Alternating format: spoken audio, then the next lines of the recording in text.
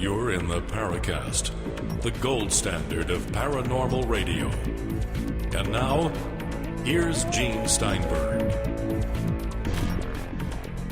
The Paracast is brought to you by Audible.com, the Internet's leading provider of audiobooks with more than 100,000 downloadable titles across all types of literature, including fiction, nonfiction, and periodicals. For a free audiobook of your choice, go to audiblepodcast.com/Paracast. I have a question, Chris O'Brien, that I'm going to ask you. Does the name Newton Leroy McPherson mean anything? Trouble. Right here in River City. Big trouble. Of course, you know, that was the birth name of Newt Gingrich. So that's my case. Oh, there you go. You know, it's interesting here. I figured that people would actually have some response to your unexpected politically charged comment, and they didn't. So let's just assume they agree with you and move on. Well, it's you call a spade, and people don't look for aces, diamonds, hearts, or clubs, and I guess you're head of the game. So I see now on the gambling tables in Las Vegas, you're a poker man. I just got my first business card written on $1 million poker chip. You did? Indeed. Speak to me. How did this happen? Well, I did my first, I'm a driver for a tour operator here, the top private, tour company in Sedona. And this is the Joe job, so he can finance the UFO research and looking for Bigfoot and all that stuff. Let's just be honest about it. We have to do things. Well, yeah, I do have a day job. I had a wonderful group come in from Las Vegas, including a very, very gorgeous fashion designer named Alana Fuchs. She gave me her business card at the end of the evening, and it was written on I guess I've never seen a poker chip like this, so I'm assuming it's either $1 million poker chip or something. Anyway, I figured I'd mention that. It wasn't a real $1 million poker chip. It was just a poker chip with the amount of $1 million on it. No, it had weird colors and bands and her name and stuff written on it, but it's a real poker chip. I'm not sure exactly what denomination it is, but... Okay, so if you brought it to that particular casino, they'd say, okay, that would be 15 cents. Well, yeah, possibly, but looking at her website and her track record and the fact that she flew in on her own plane, I would think it would be worth a little more. Well, consider it the $1 million chip. Sounds good to me. Let's assume then that you got this great tip, this glorious tip, for being it was a business card. It was a business card. Okay. I'm just giving you a hard time. They had a great time, and we've decided, because of the success of my rather late-night sojourn, that we're going to expand the first-class charter and tour repertoire, if it were, to include UFO educational night watches. Oh, okay. Why not? You're going to make a killing off this. I'm not sure. David Sereda and Kim Carlsberg and Melinda Leslie and who else? There's a bunch of folks. Tom Dongo. There's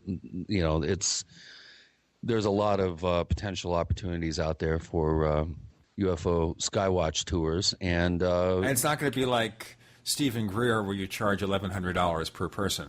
Nothing like that. No. This will be affordable. Yeah, and very educational. The first thing I do is shatter all their preconceptions about Sedona and UFOs and the paranormal in general, and then, gradually, in a very kind and gentle way, re-educate them into more of a separating the signal from the noise, I think, is our motto here at the Paracast. Kind of bring their heads back around to a more down-to-earth, sober look at their reality and our consensual reality. All right. I think I might sign up next time I'm in Sedona. Oh, you don't have to, Gene. I'll do it for you anytime. Okay, fair enough. I'll go for that.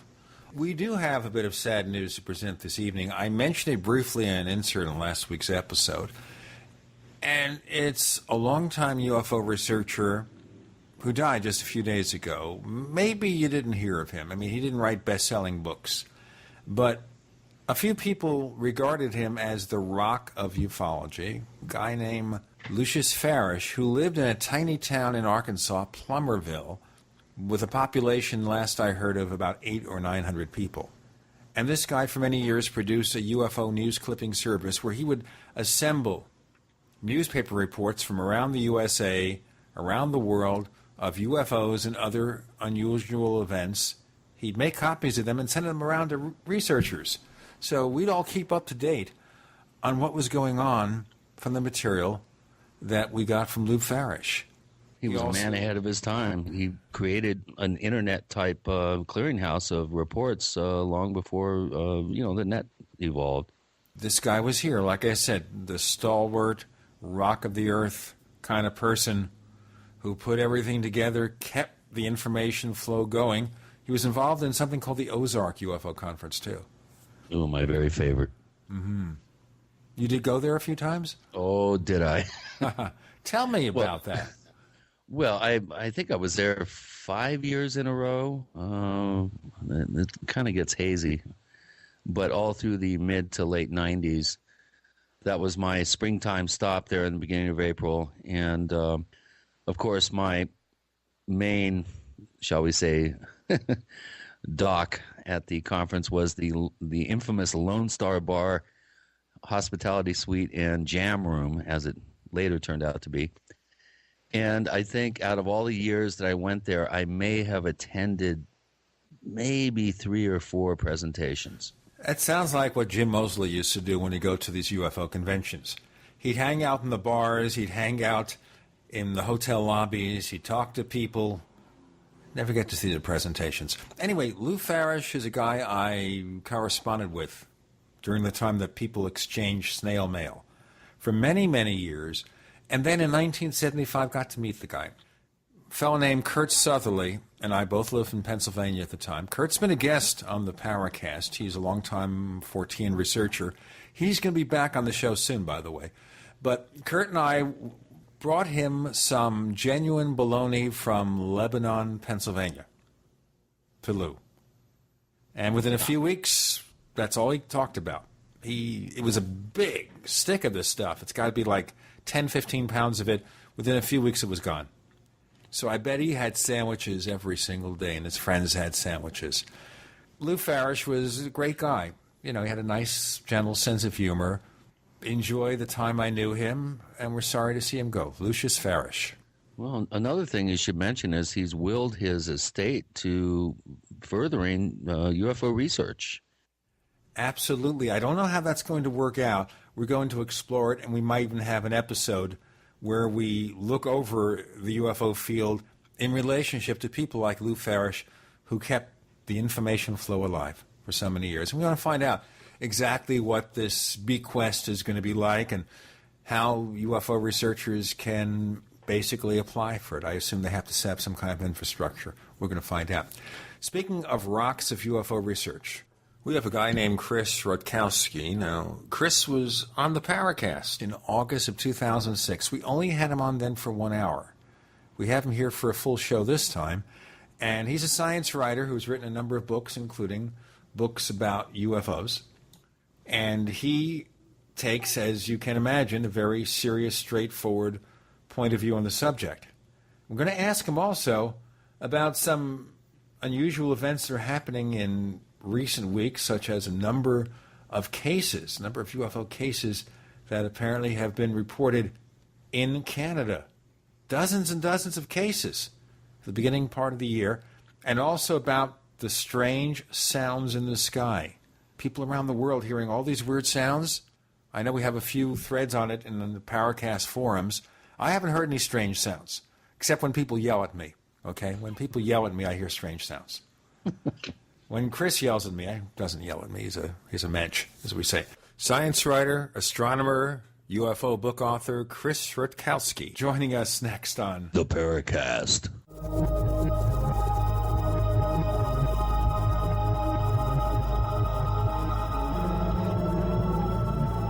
As you know, the Paracast is brought to you by Audible.com, the Internet's leading provider of audiobooks with more than 100,000 downloadable titles across all types of literature, featuring audio versions of many New York Times bestsellers. For our listeners, Audible is offering a free audiobook to give you a chance to try out their service, such as Steve Jobs, the best-selling authorized biography from Walter Isaacson. For that free audiobook, go to audiblepodcast.com/Paracast. That's audiblepodcast.com/Paracast. You know, we develop trust in the people we know, but we don't really know someone we can see. That's why I recommend GoToMeeting with HD Faces. It's a simple online meeting service. It's GoToMeeting by Citrix. All it takes is a webcam and a click to instantly collaborate. You can start hosting your own face-to-face online meetings today with GoToMeeting. You can try it free for 30 days. Visit GoToMeeting.com, click the Try It Free button, and use the promo code PODCAST. Think the national debt is $15 trillion? Boston U economics professor Lawrence Kotlikoff astutely points out that after factoring in guarantees such as Social Security, Medicare, Medicaid, and defense expenditures, the national debt is closer to $211 trillion. Mathematically, this debt is not serviceable via taxation, and for politicians on Capitol Hill, default is not an option. So we can expect the Federal Reserve to monetize the shortfall, resulting in even more confiscation of our hard-earned savings via inflation. Hi, my name is Adam Miller with Midas Resources. In light of the MF Global swindle, it is now more apparent than ever that our savings investments are not secure in the hands of traditional banking institutions overseen by government technocrats kept in their back pockets. Call me today at 800-686-2237, extension 148, to find out how you can protect your savings from confiscation with liquid, portable, and private precious metals. I'll even send you a booklet titled 10 Reasons to Own Gold to serve as a guide. That number again is 800-686-2237, extension 148. 800-686-2237, extension 148. If you're taking 1, 2, 5, or more nutritional supplements, please stop. Simplify your supplementation with Bio Superfood, the most advanced nutritional whole food supplement you can buy. Men, women, children, even Olympic athletes the world over have discovered Bio Superfood from BioAge.com. And now take just one nutritional supplement instead of many. The Bio Superfood formulas are whole food products composed with 4 of the most nutrient-dense algae found on Earth. Bio Superfood for the brain helps with focus, memory, clarity, and mood. If you can increase brain health, the rest of the body is a no-brainer. Bio Superfood has 0 toxicity and is safe for you and your family. Learn more and order your Bio Superfood formulas at BioAge.com, spelled BIOAGE.com, BioAge.com, or call 877-288-9116. That's 877-288-9116. BioAge, the age of advanced organics. When's the last time you had a chance to buy a ticket to paradise? Listen up for a truly once-in-a-lifetime opportunity. Imagine the ultimate bug-out safe home, surrounded by incredible lush, fertile land filled with fruit trees, coffee farm, fresh air, wildlife, and gorgeous views of the Pacific coast. And you could win it for only $200. Yes, a Costa Rican family of 4 is raffling off their $400,000 home for only $200 per ticket. The winner scores a 2,000-square-foot, 3-bedroom, 2-bath house, 2-car garage with bodega, guest house, nearly 3 acres of fertile coffee farmland, and a 1978 diesel Toyota Land Cruiser. All for only $200 per raffle ticket. Only 2,000 tickets will be sold. Hurry, raffle ends April 30th, 2012. For complete details, visit CostaRicaRaffle.com. That's CostaRicaRaffle.com. Get your ticket to paradise today at CostaRicaRaffle.com. We'd like to hear from you.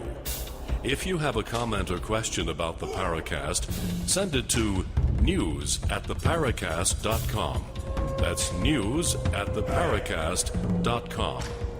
And if you'd like to catch up on past episodes, we have hundreds of shows for you to download direct from theparacast.com.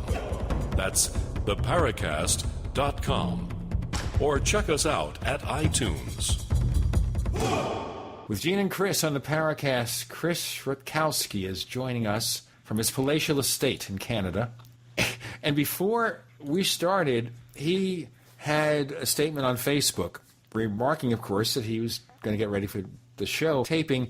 I want to ask you, Chris, did we ever get that makeup person over to you? Well, it's something that I really need because I've always been told that I have a favorite radio and so forth. So it's something that's absolutely essential. They didn't show up, so we'll just have to wing it. Oh, must have taken a delay or an interruption or detour over at the bar. Got caught at the border or something, I don't know. That's it. They were stopped at the border. It's a long flight. Yeah, especially because, getting these saucers to fly at our direction is pretty difficult. At the appropriate time, that's true, yes. Looking at your background here, and of course, you've been a science writer for years, you've been studying UFOs, your degree covers astronomy, and of course, how does a person who is so deeply immersed in the sciences get involved in this field and not see blowback? Well, that's a good question. I seem to have endured a lot of that, although there's no question that the debunkers think that I'm far too much taken to the dark side of ufology as a believer, although believers tend to look at me more as a skeptic because I don't buy into a lot of stuff. So I tend to sit on the fence, and unfortunately, if it's a picket fence, it gets pretty hard to sit on after a while, pretty pointy. Oh boy, do I know that feeling, Chris. And of course, if they start charging up the fence with a few volts of electricity, suddenly your hair stands on end. Absolutely. Now, looking at conventional wisdoms or things that are accepted among people who are interested in UFOs, what do you find that you don't really accept? Let's start from that. Well, boy. We have another show for this, huh? Exactly, yeah. Well, let me start by saying that what I don't do, and this is one reason why I don't seem to get a lot of blowback, is I'm not making what debunkers tend to describe as extraordinary claims necessarily. I'm not saying that the aliens are definitely coming from Zeta Reticuli or Mars or Beta Pictoris or whatever. In fact, what I do say is strictly from an astronomy point of view that astronomers are fairly certain that the aliens are out there somewhere, but of course the distances are so great that it's difficult to conceive, knowing the physics that we have right now, of how they can travel between the stars. Now, having said that, and it's not anything that's too earth-shattering or star-shattering or whatever, but I do understand the fact that our sun is a pretty average star, and there's many stars that are much older than ours, and that it's possible that a planet around a star not that far away with a jump of, let's say, something pretty conservative, 10,000 to 100,000 years of civilization on us, might have figured out some ways around the physics limitations, not necessarily a new kind of physics or ways to break the laws of physics, but maybe sort of some shortcuts that can allow them to travel between stars. Maybe they're using DMT as a fuel source. or anything. Maybe they're driving souped-up BMWs. I have no idea. Well, I was thinking, of course, in terms of something like a warp drive, which is obviously a science fiction trick to get you from one star system to another. But right. Sometimes people are talking in terms of bending space-time itself, that with a fold in space-time, you actually don't travel faster than the speed of light between 2 points, but you simply happen to pop through a little rift in space-time or a fold in space-time. And there's been scientific papers about that. So it's within the realm of possibility. We don't have any idea how that might work. But as I say, you give us 50,000 to 500,000 years of a bit of a jump in the future. Maybe somebody's managed to figure out how to do that. We don't have any proof that that's so. And again, this goes back to the blowback that I don't necessarily see the proof. And this goes into your other question. What stuff don't I buy into? I don't see the Zetans coming to visit us any moment. I don't see Nibiru lurking just behind the next asteroid. I don't see a lot of that stuff. My background is in both astronomy and education, and I've been a president of the Royal Astronomical Society of Canada's Winnipeg Centre. I've been involved in a number of councils on astronomy. I know what the limitations are in terms of astronomy and the physical nature of the universe. That doesn't mean to say that it's not possible that there would be aliens or room for aliens in this type of philosophy and scenario. It just means that I know the limitations. And a lot of the stuff that I'm hearing or seeing, I just I just really don't buy into. I'm perfectly willing to look at it, and I'm open-minded enough to take it seriously. But my policy is it's always good to have an open mind, but not so open that your brains fall out. And there's a lot of gray matter on sidewalks these days, and that, to me, that's a real serious issue for ufology. A number of other areas of study as well, but certainly within ufology. Well, maybe what we want to do here on this episode, in addition to talking about cases and case histories, is, of course, to kind of separate the signal from the noise here and see where the facts are and what we have to explore, what we really have to look for. Now, I agree, and that's sure. that's a tall order in a lot of cases, because we may not even know. Is talking about separating the facts from the noise. There's a lot of noise. We may have trouble distinguishing what the true signal is, and it's a serious problem. Well, one particular area of UFO research that really, really gets a lot of pro and con attention, and sometimes, it gets really nasty, some of the discussions, is UFO abductions. Mm-hmm. Of course, you did a book back in, 1999, Abductions and Aliens, What's Really Going On? So since you raised the question, let's start with that before we even get into case histories. What is really going on with abductions? Well, I got into it because I did have people coming to me privately after my talks and some TV appearances and so forth, saying that, they think they've had some experience where they've been taken on board. They have part memories. They have, in some cases, full memories, or they just have this nagging suspicion or dreams. And they wanted to know, can I help them try and sort it out? And I started working with a clinical psychologist because I certainly don't have the background in hypnotherapy and in counseling, because my concern was a lot of the people who were coming to me had very, very high anxiety levels. In fact, some were downright paranoid, but some were just simply very worried it was affecting their daily lives. They were worried that they were being watched or their lives were being manipulated. And I started to think, well, I really want to study this, and supposedly hypnosis is one way of trying to get some information out. So I went to a clinical psychologist. I talked with him about whether some of his background might be appropriate for use in working with clients who had believed they were abductees. And we'll get into more of that with Chris Rutkowski, covering his studies of the UFO abduction phenomena, and lots more with Gene and Chris. You're in the Paracast.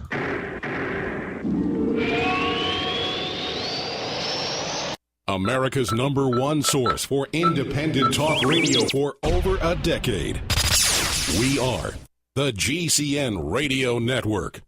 When it comes to running a successful business, there are many things you have to get right. But one thing is often overlooked, and that's protecting the data that powers your business. Computers, servers, external hard drives, and even tape backups are vulnerable to failure. In the U.S. alone, over 140,000 hard drives fail each and every week. According to one study, only 7% of companies that lose their data centers for 10 days or more survive beyond the year. So I want to tell you about our friends at Mosey, the most trusted name in online backup. Give our friends at Mosey a call. They've been doing this for a long time and run the most secure, most trusted online backup service. Right now, you could save 15% by using the promo code PODCAST15. That's PODCAST15. Call 877-669-9776. That's 877-669-9776. Or visit mozypro.com. That's mozypro.com.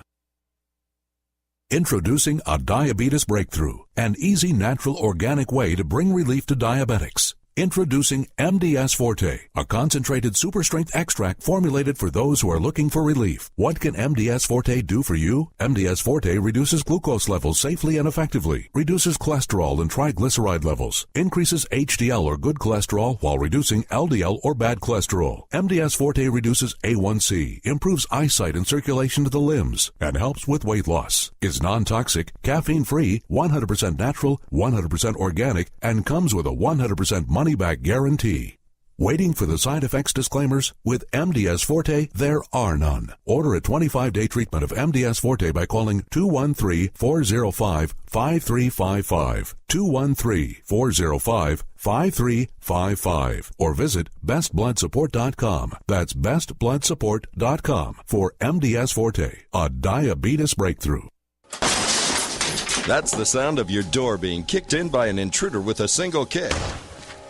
That's the sound of the same door now protected by the Door Sentinel at mysafedoor.com. Go to mysafedoor.com right now and watch the amazing video. At mysafedoor.com, you'll learn how to turn your home into a fortress with the Door Sentinel. 16 kicks later, and the Door Sentinel is still holding strong. mysafedoor.com. That's mysafedoor.com.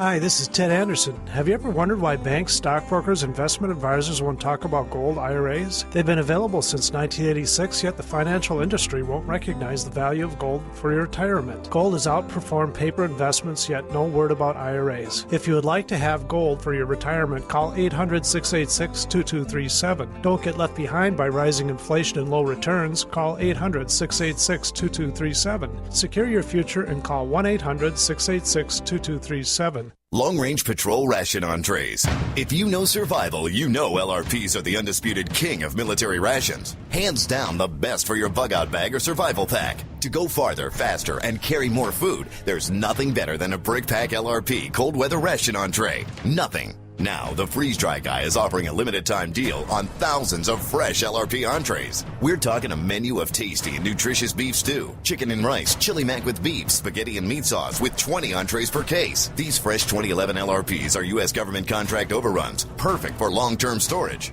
But they're going fast at freezedryguy.com. Far superior to MREs, long-range patrol entrees are about a third the weight of an MRE, with about a third more meat than the finest commercial freeze-dried entrees. Ask about multi-case discounts and free shipping when you call 866-404-3663 today. That's 866-404-3663 or freezedryguy.com. Your source for survival food in an uncertain world. Hi, this is Don Ecker, and you are tuned into the Paracast. Let me tell you what, you're going to hear stuff here that you probably won't hear anywhere else. Hear that, George Snorri? Chris Rutkowski joining us on the Paracast, a UFO researcher from Canada, someone well steeped in the sciences. We're exploring a lot of different aspects of UFOs during this session with Gene and Chris. We're covering abductions, so what Chris was saying is that people, after the lectures you give, would present possible abduction cases, and you went to seek some professional guidance into this investigation. Please continue.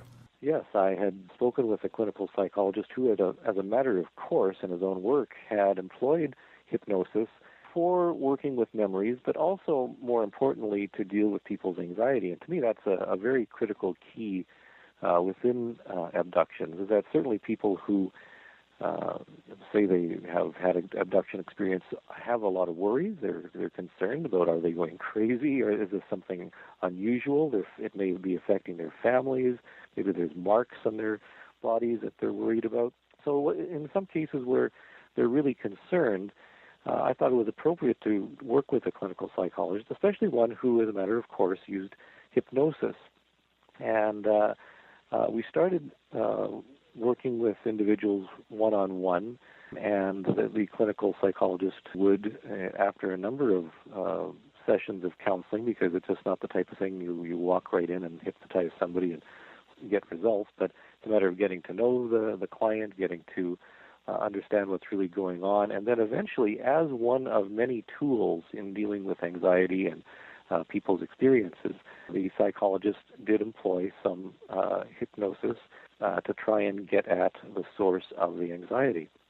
And some of the sessions were recorded, some of the sessions were with me in the room, most without, because it certainly is a one-on-one personal thing. And, there were some interesting results. There was one individual who had recalled a very, very vivid experience where he was going for bed and he was settled into bed already, and he suddenly felt paralyzed, again, a classic abduction experience, where he couldn't move, and he saw an image of some creature coming out of the wall, or apparently near a window, coming towards him, and a face appeared with part of a body getting closer and closer. Interestingly, in this particular case, it was not a standard gray. It was a creature with kind of a white face with actually a helmet on, with very slit-like eyes, and it approached the witness, who was laying in the bed, with an outstretched arm that was carrying a long pole or a long spear-type object with a ball on the end that was lit up. And this spear went closer and closer, and the witness, abductee, was getting more panicked and more panicked and more panicked. When the ball on the end of the shaft touched the person's forehead, there was a rush of memory that came out of the person's mind, as if all his memories are being sucked out. And it was very, very traumatic. And when this was occurring in the chair in the clinical psychologist's office, this person was getting very, very more agitated, and literally leapt out of the chair because he was so upset by what was occurring to him. And after we were discussing what had happened, the psychologist and myself, he admitted that in his 20 or 25 years of experience in working with clients, and this included working for the police, he said this was the most profound and most violent reaction that he had ever witnessed from a client who was under hypnosis. So to me, what this tells me is that abductees are experiencing some very, very traumatic events, and whether they really are representative of alien intervention or not, this suggests that the clients, the abductees, the experiencers, should be taken very, very seriously, and that perhaps clinical psychologists with a lot more experience than most ufologists should be the ones studying and working with them. And this was even emphasized further a number of years later, where I had been approached by several different individuals who had expressed thoughts of suicide because they felt that the aliens had taken so much control of their lives that it was pointless to resist, and what's life worth living, and if you have no control over your life anymore, and so forth. And once you start getting into the realm of people saying that they might commit suicide, I think ufologists will start doing more harm than good if they don't refer somebody to a therapist, a clinical psychologist, or in fact a psychiatrist to help the person get through the anxiety. Apart from the fact and whether or not they've actually been abducted by aliens, this is a situation where people are really needing some help with things that are going on in their lives and should be left to the professionals. And in most cases, ufologists are not professionals. Yeah, it's a very, very complicated scenario. There may be many operating factors, just human dream state. I mean, even frontal lobe epilepsy has been touted as producing hallucinatory experiences similar to what are described as abduction cases. Well, where do you come down about the use of hypnosis, Chris? This is, I think, really lies at the heart of abduction research, because you have your, barely retained conscious images in your mind and scenarios, and then this regressed, material being pulled out hypnotically. Where do you fall in terms of that is being used as a good research tool, for lack of a better term?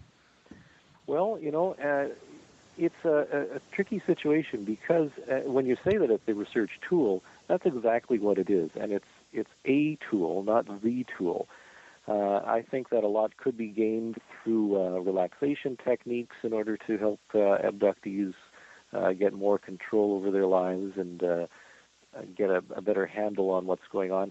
The other thing is there hasn't been a lot of research. There's been some correlative studies that suggest that abductees may or may not have high social correlations with things like other emotional events in their lives. There are cases of abductees who have had histories of being abused, had other traumatic events, major losses of parents, children, close relatives, great job loss, feeling detached in the world, that type of thing. In fact, if you look through John Mack's classic book, there's case after case of people who were having difficulty in intimate relationships and relational problems, who had some histories of abuse, who had a number of other factors involved. And I think that if we ignore this particular type of psychopathology when we're dealing with people who have had abduction experiences, that's not to say that everyone who reports an abduction experience has this type of psychopathology, but in many cases this is true. And I think that perhaps those abduction experiences, because of the nature of the individuals who've come forward and who are being studied, are so different from, at least inherently, between those and people who do not exhibit any psychopathology. Those types of abduction experiences can't be the same type of phenomena. You raise one issue here, of course, that maybe we should explore further. Would you be suggesting then that maybe in some cases the abduction experience is masking this trauma? It's being masked in some kind of pop culture way. And, of course, these days we think about gray aliens coming here and their UFOs, and we have all these very famous abduction cases. Rather than say that they were abused as a child or underwent some kind of other traumatic experience, it is being masked in a way that makes them more comfortable to express it. Why say it happened to me directly? If it's in the hands of an alien, powerful alien species, they can say, well, I had no control. They're aliens. When am I supposed to be able to do it? We have Chris Rutkowski, and we're covering a whole range of UFO-related subjects, starting with, of course, abductions. A lot more to come with Gene and Chris. You're in the Paracast.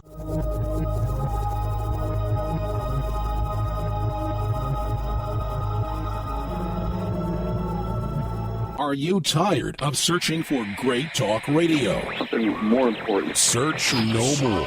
We are the GCN Radio Network.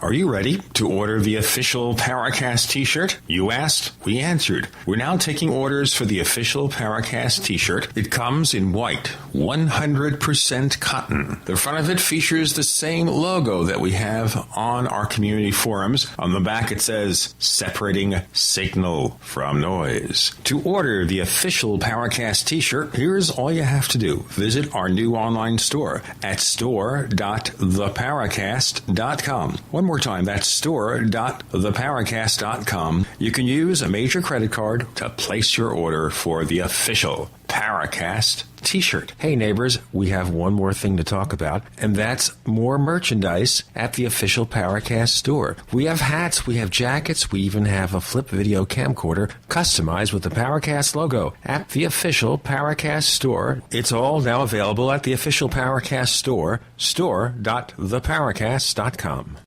What if pain could be reduced, ailments could be alleviated, physical and mental stress could be eased, and blood circulation increased, all by simply lying down?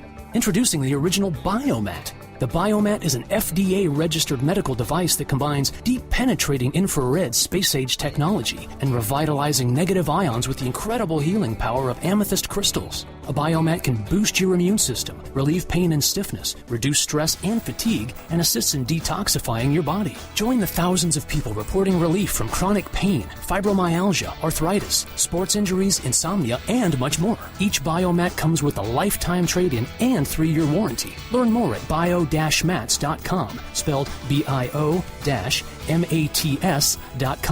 or call 360-944-8692. That's 360-944-8692.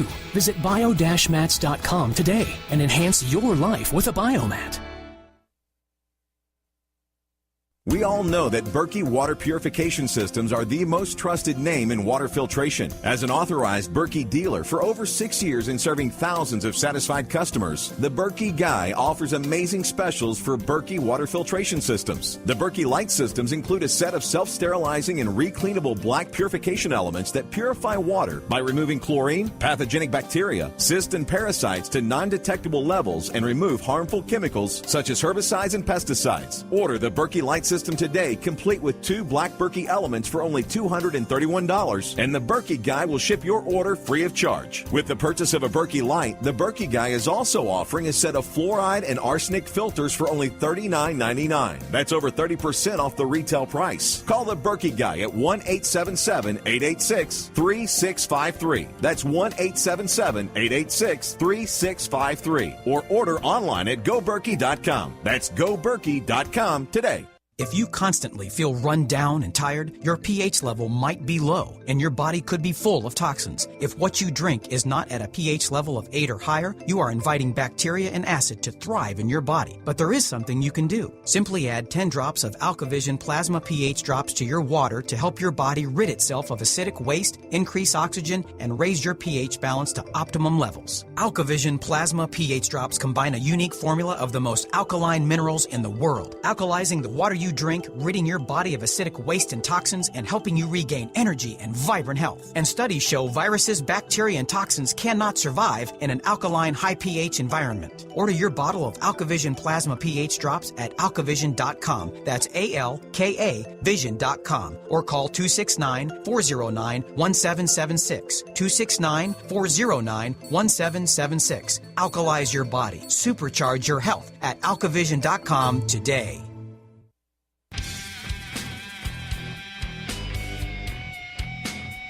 This is Kurt Seven, the author of UFO Mysteries, and you're listening to the Paracast.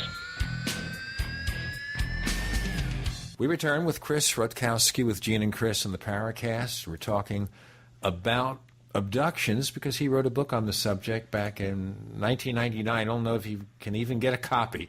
It's called Abductions and Aliens, What's Really Going On. So, Chris, the scenario I painted, that some abductions mask this other trauma, where does that stand? I wouldn't doubt that that's possible. In fact, there was a number of cases that had presented to me, one in particular where a woman had reported having an abduction experience where she remembered being in bed and a creature coming into her bedroom and causing her severe pain, and it seemed to be something that was completely terrifying to her. She believed that it had something to do with aliens. We had met with her for 3 or 4 times before we attempted to set up an interview for hypnotic regression. But it turns out that the session just before that we were going to be doing the hypnotic regression, when we had asked her a number of questions previous, had anything happened that particular day that you can remember? Do you know what happened in the course of the day? Did something happen the night before? And most of the time she came herself, but once in a while she had brought her husband along, and he was with us in the room that time. And again, we had said, do you remember nothing from that particular day? And she had said, well, no, it was a really uneventful day. I went to the market. I had dropped off a letter to mail and this type of thing. And her husband said, well, apart from your meeting with the other psychiatrist. And we asked about that. And it turns out that that particular meeting with a different psychiatrist, this woman had made a breakthrough regarding something that had occurred in her life not long before this particular alien abduction experience had said to have been occurred. She had been date raped, and after some additional counseling and therapy, it turned out that she had actually used this scenario of the alien abduction as a mask in her own mind, and had transferred it directly into the image of the alien abduction from this image of a creature, obviously a horrible person, creature, thing, that had actually date raped her and had caused her a lot of pain and had sent her into the hospital. And yet, she had later imagined that this was somehow related to an alien abduction and had completely blocked that from any conscious memory. So because we're dealing with these types of emotions and situations and human experiences, again, I emphasize I would really like to see a lot more involvement by the medical community, the psychological, the psychiatric community in helping people get through abduction experiences. And I have to emphasize, though, this does not mean that I think that all abduction cases can be resolved or related in this manner. That's simply not true. I have many cases that I have worked with where people have come to me with no obvious history of psychopathology, with no suggestion that there is anything out of the ordinary in their lives, and they seem to be well-balanced individuals and very responsible in some aspects of society, and they simply reported some very bizarre experiences that have all the earmarks of classic abduction. Now, speaking of classic abductions, what do you think about the classic cases such as Betty and Barney Hill? Well, I've spoke with her niece. I had time to talk with her and Stan Friedman a number of occasions related to their book, which was out just a year or two ago. I find there's a lot more to the story than simply dismissing it, as many skeptics do. I really think that something very bizarre happened to them. I don't know what it was, and it's perfectly reasonable and valid to a scientist to say, I simply don't know. A lot of scientists in dealing with the field of ufology and abductions and so forth, if they have their own inherent biases, will start to say that, it's obviously a hoax, or it's obviously this, or it's obviously that. Well, it's not obvious at all. In fact, there's contradictory evidence, there's supportive evidence, but to me, it's a very interesting case that simply can't be easily dismissed as one thing or another. I was very impressed with Betty Hill's niece when I had a time to talk with Kathleen Martin. Yeah, she's been on our show several times. Right, and speaking of hypnosis, she's someone who has studied hypnosis to a great degree as well, and I really find the story very fascinating, and I can't dismiss it with a lot of ease at all. What do you think here, though, about the heavy participation of so many laymen in research into abductions? And we think of people like David Jacobs, the late Bud Hopkins, and people of that nature. Do you think they relied sufficiently on mental health professionals? Are you aware of their methods? Well, I did speak to Bud on a number of occasions, not many, but I was, impressed with his care and concern for the individuals who he was working with. I don't recall whether he worked very intently with medical professionals, which I would have liked to have seen more involvement. And David Jacobs, his background is history rather than medicine. So, I think he certainly could have benefited by working more closely with people in the medical profession, simply because when you're dealing with people with some psychopathology, with issues related to relational problems, with abuse and so forth, I think it is worthwhile. It's always worthwhile and recommended to have professionals work very closely with individuals, and that's not what I was hearing from a lot of the studies that I've seen. And that's not necessarily a lot of what I was hearing and reading from a lot of the studies that have been done in the past. But is it also possible here that one reason why these people get into it is because a lot of people are claiming to have these experiences and mental health professionals are reluctant to get mixed up with this stuff? So that's a very valid point and something that I agree wholeheartedly. There was a study a number of years ago, actually the MIT conference, where it was highly recommended by a number of individuals like David Gottlieb, who said, we should have more medical professionals getting involved in the abduction experience because people need the help, and they will, in many cases, turn to their own family doctor, or if they have an appointment if they can get into a psychiatrist, which is very difficult, they're dismissed or categorized as something very, very different, and they may find themselves under treatment for things that are not completely appropriate. So I think the problem is the medical profession hasn't been taking it seriously enough, and it's sort of a vicious circle. The medical profession doesn't want to have much to do with the abduction phenomenon, and yet that seems to be where we'd like to see more work. And and there's a lot of people that need help. Absolutely, and if the numbers are true, that we're talking 10%, 15%. I don't know what some of the latest figures are from studies, but if there really are that many people needing the help and they simply can't get it, then we're really behind the eight ball. There's really not much help we can offer people. So that's why people will turn to laymen who may not have the knowledge, may not have the background, but at least they're willing to listen.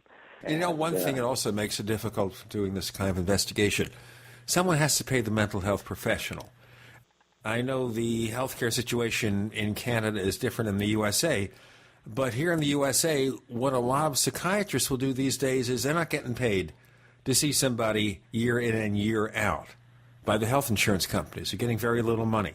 So if the patient can't afford it, they'll give them a pill and say, go home. That's absolutely true. It's very, very expensive, very time-consuming, even from the cases that I worked with, and I certainly didn't work with anywhere near as many as some of the other people involved in abduction research. But even the ones that I worked with, I made a point of meeting with them several times, as I mentioned before, even attempting to discuss things like hypnotic regression, because it was a matter of getting to know the people, finding out the complete story, checking backgrounds, making them more relaxed, making them more comfortable.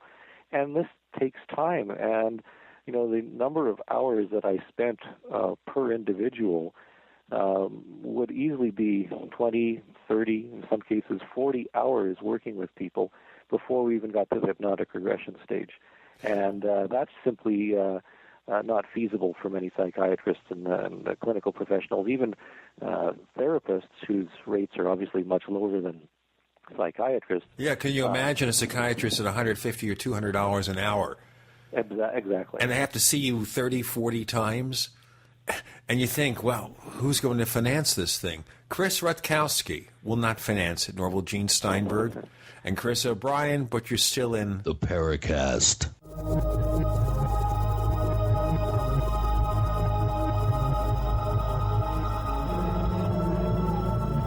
The GCN Radio Network, providing the world with hard-hitting talk radio. GCN.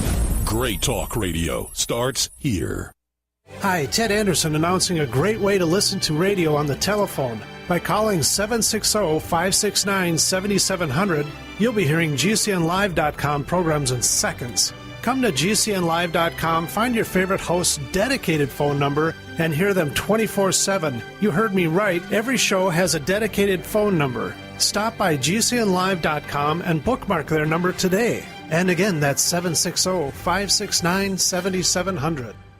We the people grow cotton, weave fabric, engrave ink, embed strips and fibers to protect from counterfeit and carting to a private bank, having it lent back at interest, forcing taxes to service debt. This capitalism, or was Jefferson correct when stating a central bank issuing the public currency is a greater menace to the liberties of the people than a standing army? Ted Anderson, I'm placing a free silver dollar in a book that explains our monetary system. Call for your copy, 800-686-2237. It's time to understand the system. Call 800-686-2237. That's 800-686-2237.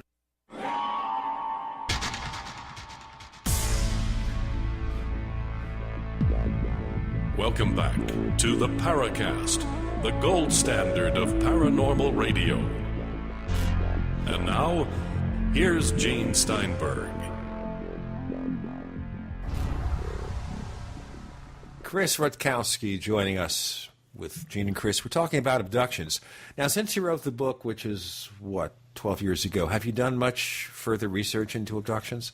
Not a lot. Well, for about 3 or 4 years following the book, of course, it generated interest from people talking with me about it, their own experiences. And I would say that even now, I get maybe 1 or 2 cases presenting themselves to me every year. But the numbers are certainly dwindling as far as I can see. Of the various abduction cases that you investigated before the book was published till now, can you maybe summarize another case or so that seemed compelling to you, something you can't figure out? Well, one of the most interesting cases happened a number of years ago when a nurse had approached me. She had said, I work a lot of hours. I'm working late night and shift work, and I really don't have time for watching science fiction films and things on TV, and I don't have time to read science fiction books. But I had something very strange happen to me, and I can't explain it. So I went to visit her and talked with her at length. And her story was this, that she had been working a late shift, had come home about 3 or 4 in the morning, was very, very tired by her own admission, but at the same time she had that kind of buzz that you get from having been up for 12 or 14 or how many hours. So she wasn't at any time ready to go to sleep. But she had entered her apartment and had gone through the living room into her bedroom area and was preparing for to get ready for bed. She was still fully dressed when she heard a thump and a bang from out in the living room.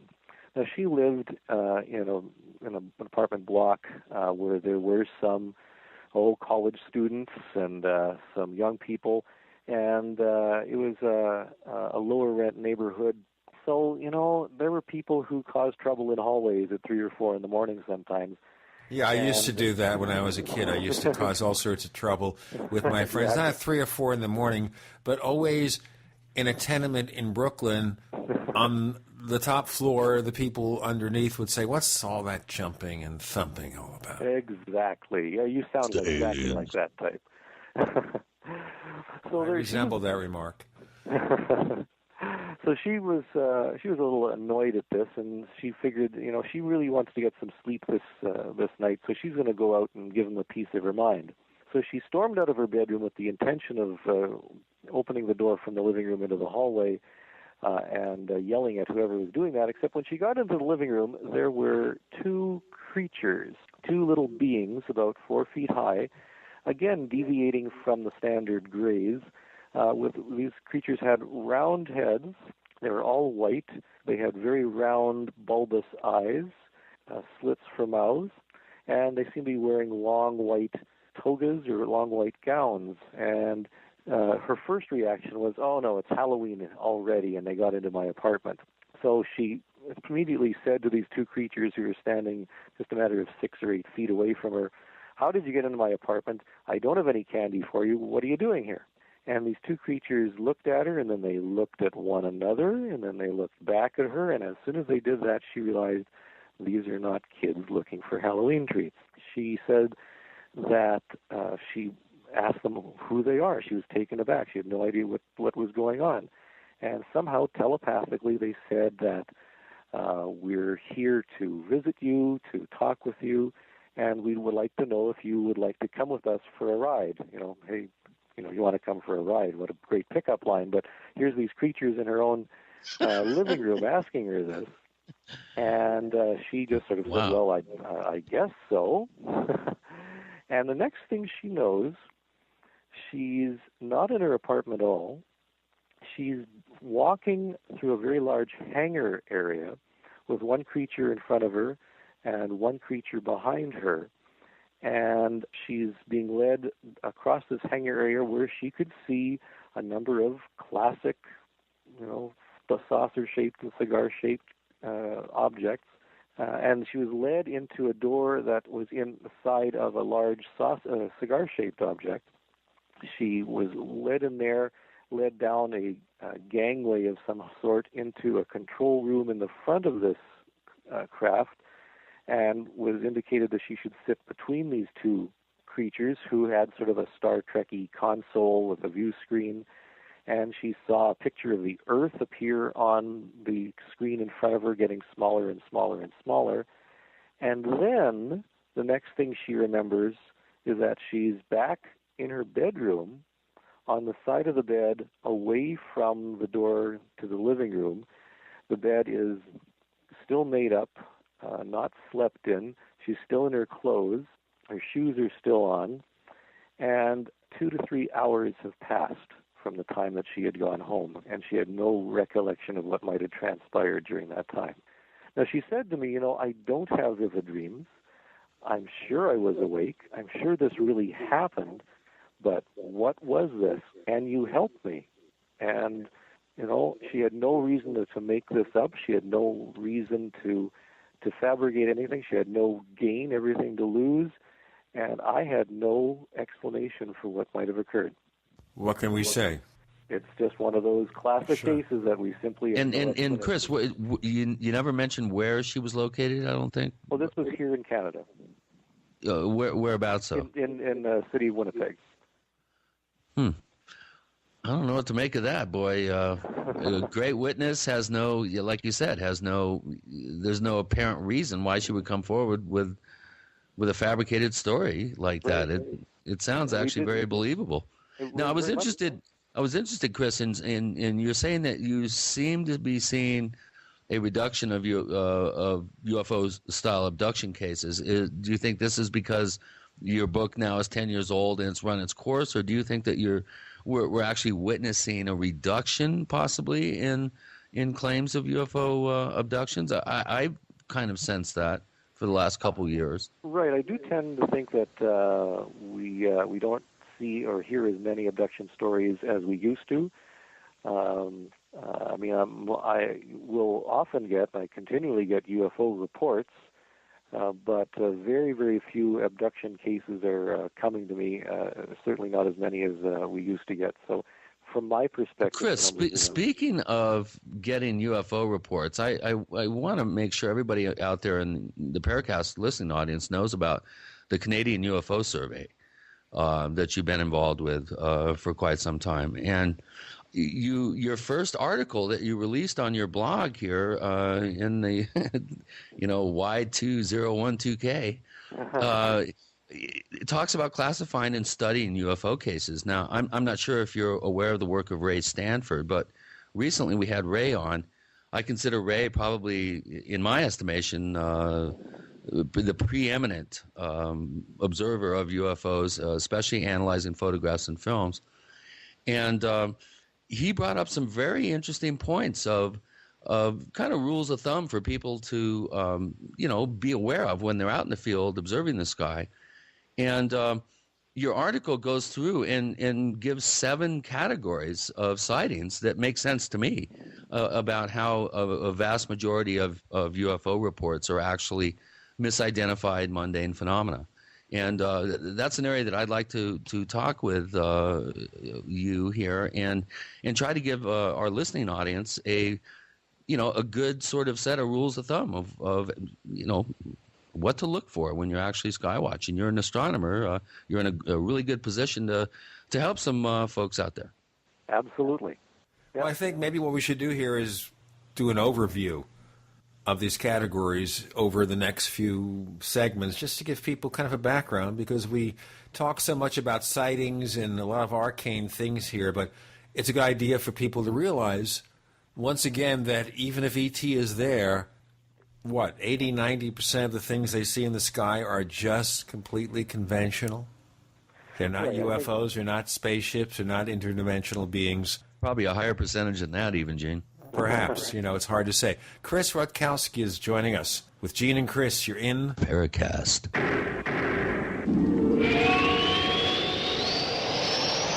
So here's what happened. I was placing an order online. The site went down. It just stopped responding. It took hours before it returned, but I'd already placed the order with another company. If your site goes down, you could lose business. And if you have a business or personal site, you'll want to know it's easy to run and it will stay online. At iWeb, your site is hosted on one of the most reliable networks in the world. Check it out. iWeb.com. That's iWeb.com. You expect professional service from your doctor, your accountant, and even the girl who takes your morning coffee order. Why not from your domain registrar, too? Namecheap.com provides stellar service with no sneaky upselling. We offer more features and security options for your website than there are ways to order a latte. And new domains come with WhoisGuard to protect your personal info. At Namecheap.com, you can get your domain for as low as $2.99. Now is a great time to get to know Namecheap.com. Hi, Jason Lewis here. Anybody who's been listening to my program knows how shaky the U.S. economy is right now. Will we have a V-shaped recovery, or will it be a W-shaped one where the nation slips back into recession? Of course, if you think that Washington can spend or inflate its way out of a downturn, you've got nothing to worry about. But as you know, I have my doubts. So let me tell you about gold. Now, as my friend Ted Anderson from Midas Resources likes to say, gold, like all commodity markets, fluctuates in price, and you could lose money, but it has never been worth zero.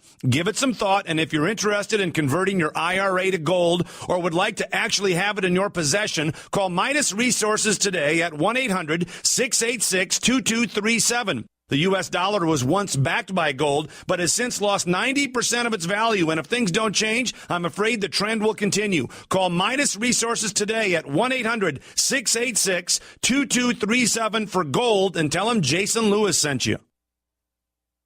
We all know that Berkey water purification systems are the most trusted name in water filtration. As an authorized Berkey dealer for over 6 years and serving thousands of satisfied customers, the Berkey Guy offers amazing specials for Berkey water filtration systems. The Berkey Light systems include a set of self-sterilizing and recleanable black purification elements that purify water by removing chlorine, pathogenic bacteria, cysts, and parasites to non-detectable levels and remove harmful chemicals such as herbicides and pesticides. Order the Berkey Light system today, complete with 2 black Berkey elements for only $231, and the Berkey Guy will ship your order free of charge. With the purchase of a Berkey Light, the Berkey Guy is also offering a set of fluoride and arsenic filters for only $39.99. That's over 30% off the retail price. Call the Berkey Guy at 1-877-886-3653. That's 1-877-886-3653. Or order online at goberkey.com. That's goberkey.com today.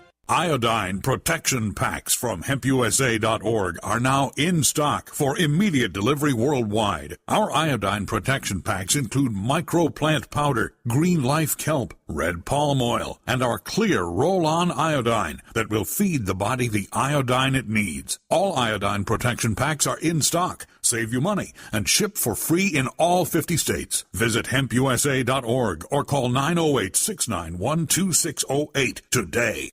HempUSA.org has a revolutionary wonder food for detoxing the body and rebuilding the immune system.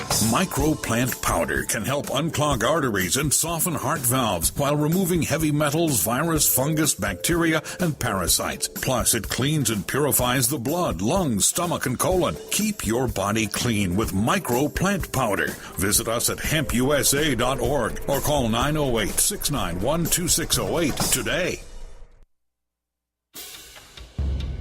We'd like to hear from you. If you have a comment or question about the Paracast, send it to news@theparacast.com. That's news@theparacast.com. And if you'd like to catch up on past episodes, we have hundreds of shows for you to download direct from theparacast.com. That's theparacast.com. Or check us out at iTunes. Chris Rutkowski, astronomer, science writer from Canada, talking about his investigation into UFOs with Gene and Chris. When we broke, we asked you, at least Chris O'Brien did, about this article on classifying and studying UFO cases. 7 categories. Could you maybe cover them briefly? Well, absolutely. There's many explanations for UFOs. There's just a plethora of things that things could be. Hynek and a number of other individuals came up with classification schemes, but there are some basics around there. And if we just look at the basics, we can come up with some explanations for a good chunk of what's being reported. Certainly some cases are simple fireballs or bolides, and these are chunks of comets that are impacting the atmosphere.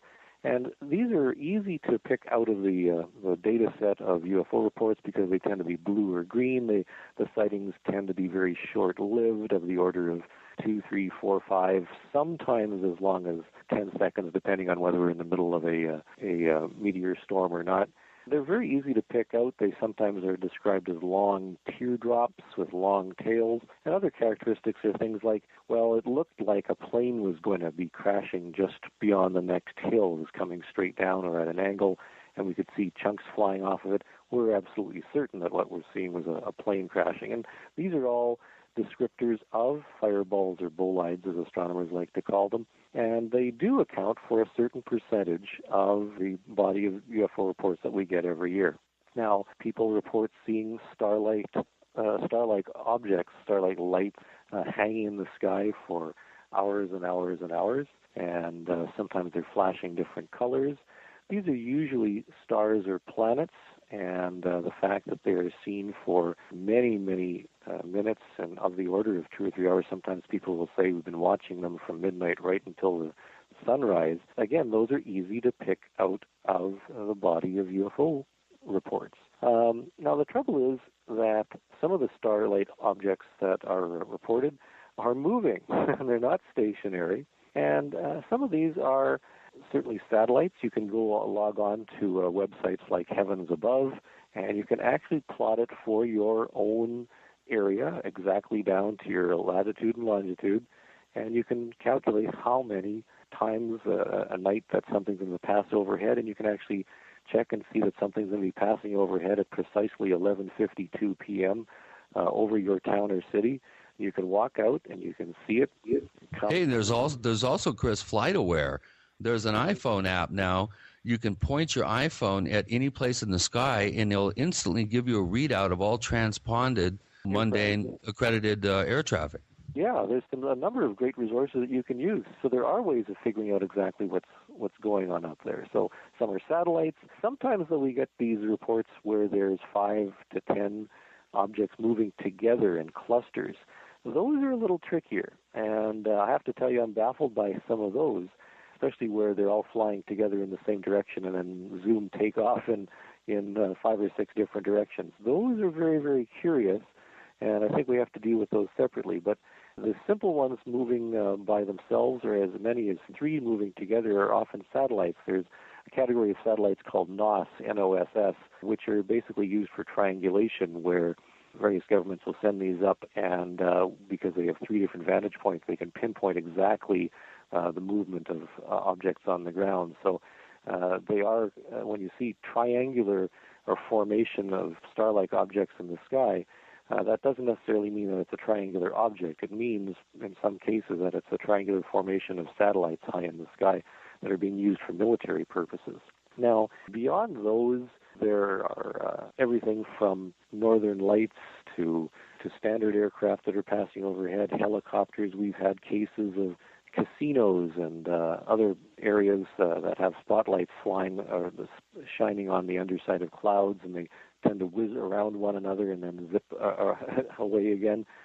We've had everything you can possibly imagine has been identified or misidentified as a UFO, and these categories are very interesting to go through.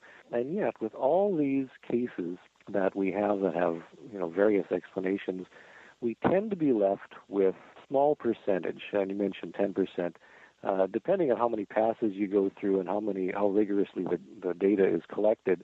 It's somewhere between 1 to 3 or 4 or 5% that we're left with in terms of what we call high-quality unknowns every year. And these high-quality unknowns are cases where we have ruled out satellites and stars and planets and balloons and spotlights and everything.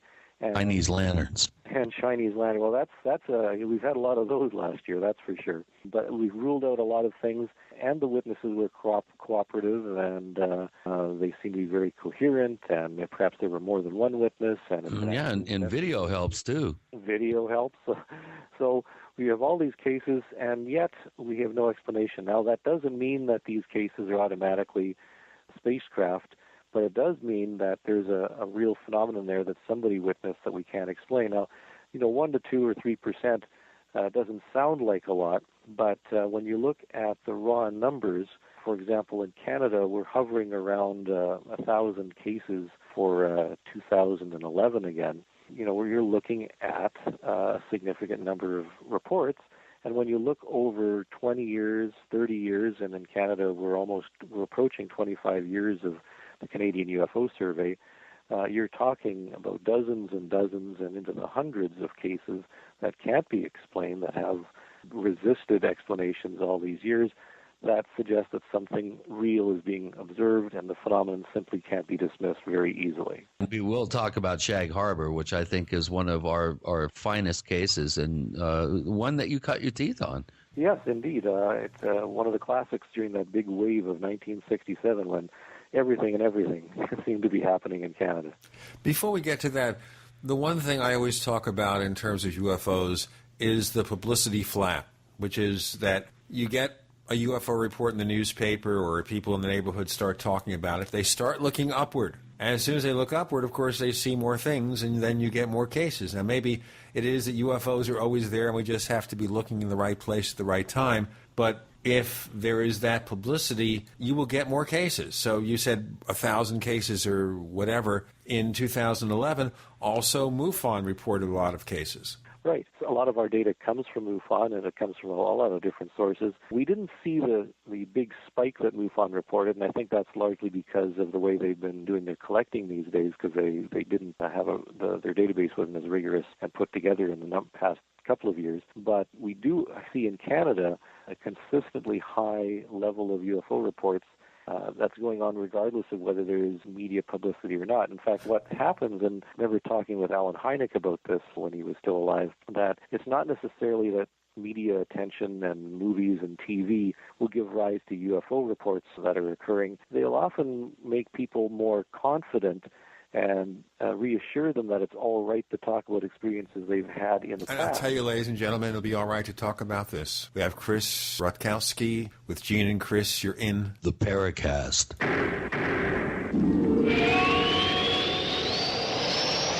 America's #1 source for independent talk radio for over a decade. We are the GCN Radio Network. Ray Perkins, a reclusive veteran burned out from the Gulf War, lives tortured by relentless, perplexing nightmares. Nightmares of a horrific battle in deep space and of a mysterious woman suffering in agony for her devastated world. A woman not yet born, calling across centuries to him. Then, a coincidence leads him to his destiny, his chance to alter the universe. Attack of the Rockoids. The former fiction editor for Star Wars and Indiana Jones, Robert Simpson, writes, "The soul of the novel Attack of the Rockoids lies in its heart and passion for building a convincing tale of a love that spans the galaxy. A thrilling story. Attack of the Rockoids is available now. Read a sample chapter and get a special discount off of the cover price at our website, rockoids.com. That's ROCKOIDS.com. Attack of the Rockoids, a novel in the grand science fiction tradition." Folks, have you lost your power and wanted to simply flip a switch to get the lights back on?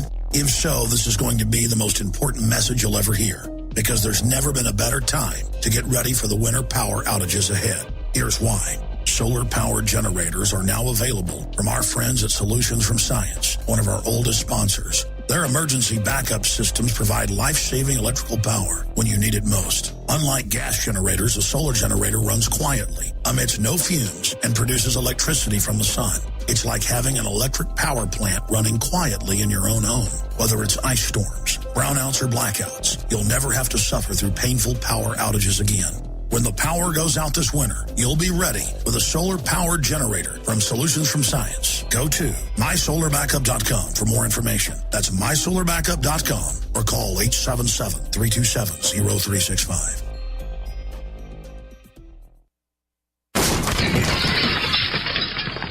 That's what it sounds like when a burglar kicks in the door of a dark house that looks like no one is home. Don't let your home be the next target. Make it look like someone is home watching television with Fake TV. Fake TV is a small electronic device that makes the same light as a real television. So from outside, it looks like someone is home watching TV. Fake TV plugs in just like a lamp on a timer, but is far more convincing to burglars. Fake TV deters burglars, costs far less than an alarm, and is highly recommended by numerous police departments. Use it anytime you're away from home. To order your Fake TV for only $34.95, go to faketv.com. or call 1-877-5-FAKE-TV. Each additional Fake TV is only $29.95, so get one for you and one for a loved one for safety, security, and peace of mind for both of you. Call 877-5-FAKE-TV or go to faketv.com. faketv.com, the burglar deterrent.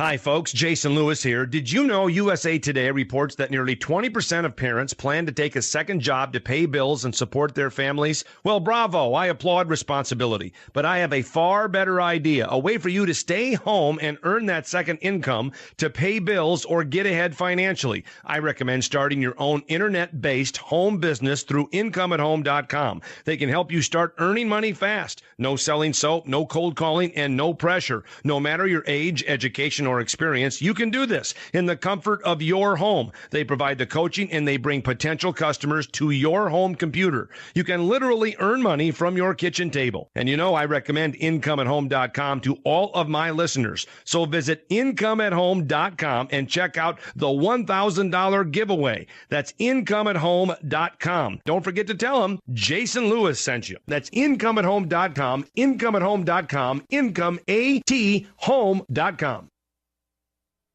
Hello, this is John Burroughs, one of the witnesses to the Rendlesham UFO incident. You're listening to the Paracast, the gold standard of paranormal radio.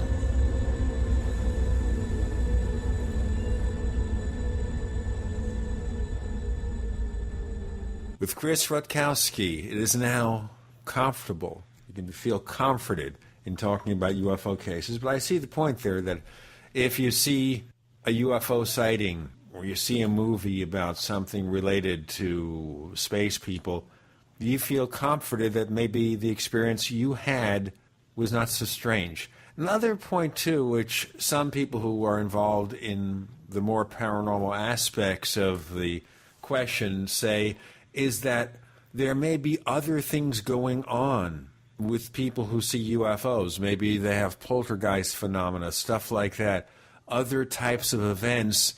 But the UFO is like the door opener. Once they feel comfortable with you talking about the UFO case, there are other things that will come forth. Are you seeing that in your research?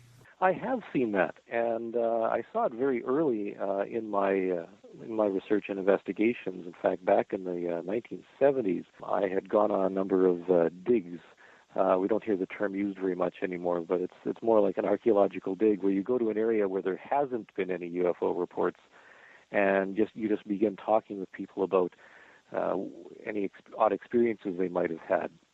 And I'd gone to an area where there had been some UFO cases just on the periphery, but nothing in this particular one county. We don't call them counties here in Canada, but that would be the equivalent. I had dropped in at the gas station, and it dropped in at the country store and so forth. Somebody had said, well, you should talk to this fellow named Phil just down the road. So I went to talk to Phil, and I'd said to him, have you seen any UFOs, anything strange flying in the sky? And Phil was very puzzled, and he was adamant, no, I ain't seen any of that sort of stuff because, that's all nonsense. And if you don't mind, I'm very, very busy. I have to get back to what I'm doing. So I said, certainly, absolutely. At which time he pulled out his dowsing rods and started looking for a well. And I thought, well, this is a bit odd.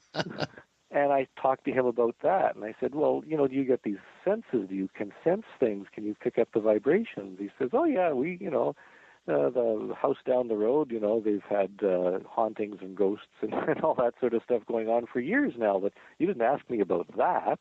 And, the most extreme case, I remember this as well from I think it was perhaps the early 80s, where a number of people had seen a UFO, and they actually had created a landing site. There's some marks left in the ground, and we went and looked at them and took measurements and samples and so forth.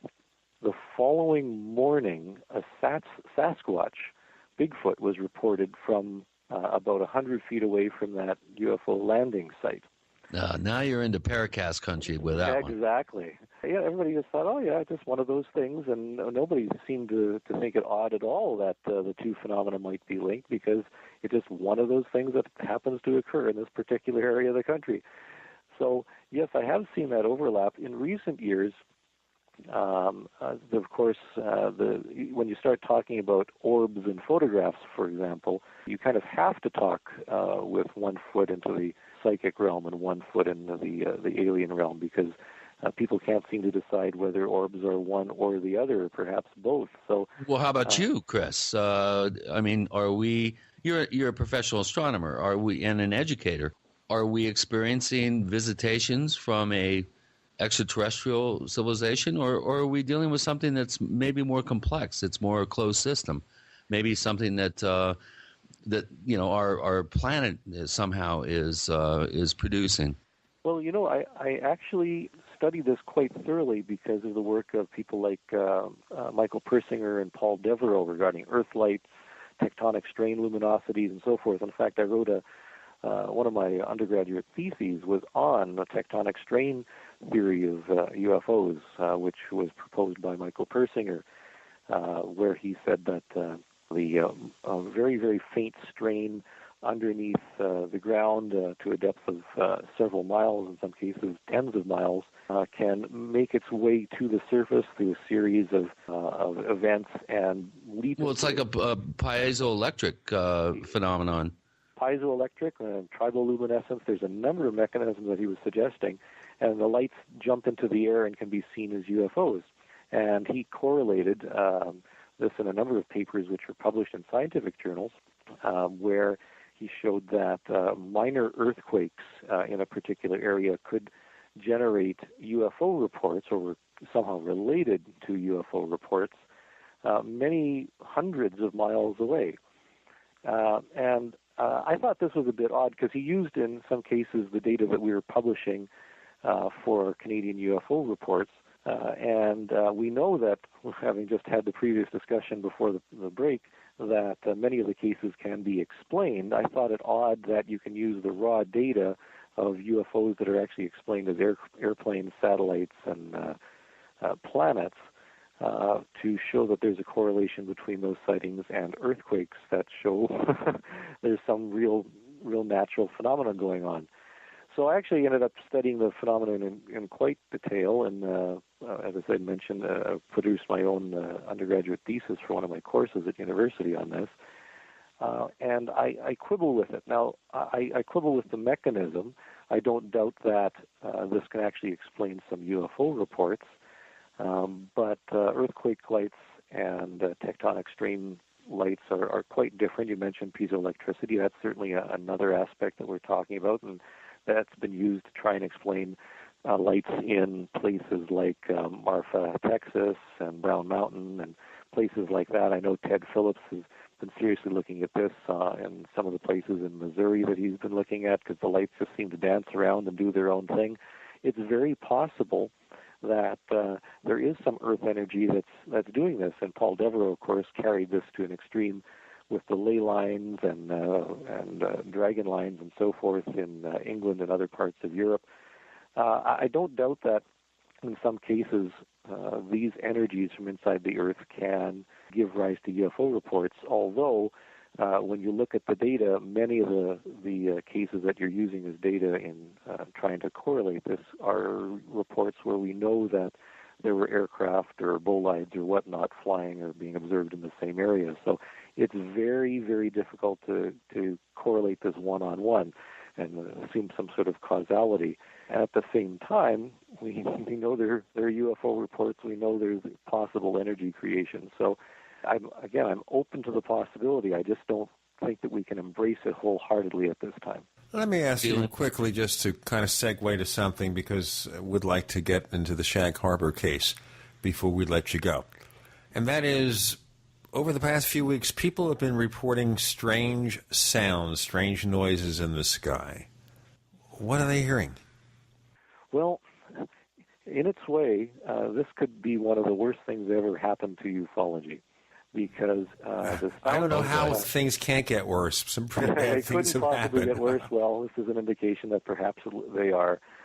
That the sounds are being heard all around the world, and they're almost automatically assumed by a lot of people to have something to do with UFOs, or that the aliens have something to do with it. In fact, if you look at blogs and Facebook posts by people, the connection is automatically there. It's kind of funny how that works. Yeah. And yet, the recordings, some are on YouTube, some are just audio recordings that people have posted. They're different in a lot of ways, and they're recorded under different circumstances by different recording devices. Not all cell phones are perfect, and some people have audio recording on their cameras and video recorders, and some people are actually using microphones in the field.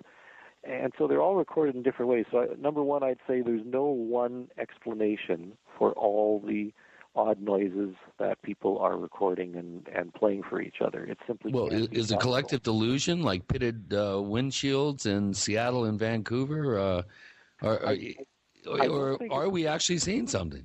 Well, I don't think it's not necessarily a collective delusion. There have been some cases. I know there's a case in Windsor and Detroit fairly recently where they managed to triangulate the sounds to a military base or a restricted area just south of Detroit somewhere. Okay, well, before we get to the restricted area and other restrictions, we have this restriction.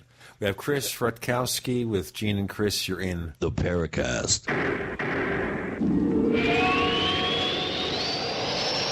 Are you tired of searching for great talk radio? Something more important. Search no more. We are the GCN Radio Network. Graphic Converter is the image manipulation tool for the rest of us. It does not use any database. You get full control of all your files. Want to view the images of a folder? Drag it into Graphic Converter, and a powerful browser opens up to show your image files. You could use it for slideshows. You could use it to import images from digital cameras or from scanners. Need to do some image editing? You can do that too in Graphic Converter. Also print catalogs. Convert from so many formats I can't even list them. Download now to see if Graphic Converter is good for you, like 1.5 million other users. Guess what? You could save money when you buy Graphic Converter. Use the coupon code Night Owl. Use the coupon code Night Owl to get a special price for Graphic Converter. Go to lemkesoft.com. That's LEMKE soft.com. lemkesoft.com. LEMKE soft.com. Emergency preparedness plans must include a fast way to start a fire. Fire up instantly with the revolutionary Quick Stove, a compact, lightweight, portable stove that's ready for cooking in less than 1 minute. Quick Stove, the safe, non-explosive fuel source that is an emergency preparedness essential. Quick Stove comes with 4 waterproof fuel cells that ignite in seconds, burn for up to 90 minutes each, can be lit and relit, and be stored indefinitely. At up to 18,000 BTUs, Quick Stove is ready to boil water in less than 5 minutes and burns hotter than most outdoor stoves. Now, the best part. Quick Stove starts at only $34.99 and comes with a 100% satisfaction or your money-back guarantee. Order today at quickstove.com or call 801-784-0225. That's 801-784-0225. Or go to quickstove.com. Click on the Discounts tab for multi-unit savings. Quick Stove, quite possibly the world's fastest outdoor fire. Warning. The unprepared may not survive the next natural disaster, terrorist attack, pandemic, or economic collapse. In light of recent global unrest and natural disasters, we bring you this urgent message from David Morris, author of the acclaimed Urban Survival Course. Because this message is urgent, we won't waste time on the why you should act now. You already know why. It's the very real and growing dangers reported in the media every day. Now it's the what you must do. Go to freesurvivalminicourse.com and claim your free Urban Survival Mini Course that will prepare you right in your own home. Today, David Morris is offering you instant access to a 7-part Urban Survival Mini Course at freesurvivalminicourse.com. You should already be at your keyboard. Enough talk. Act now while you still have time and while it's still free. freesurvivalminicourse.com. freesurvivalminicourse.com. Or call 800-366-5138. 800-366-5138. You'll be glad you did.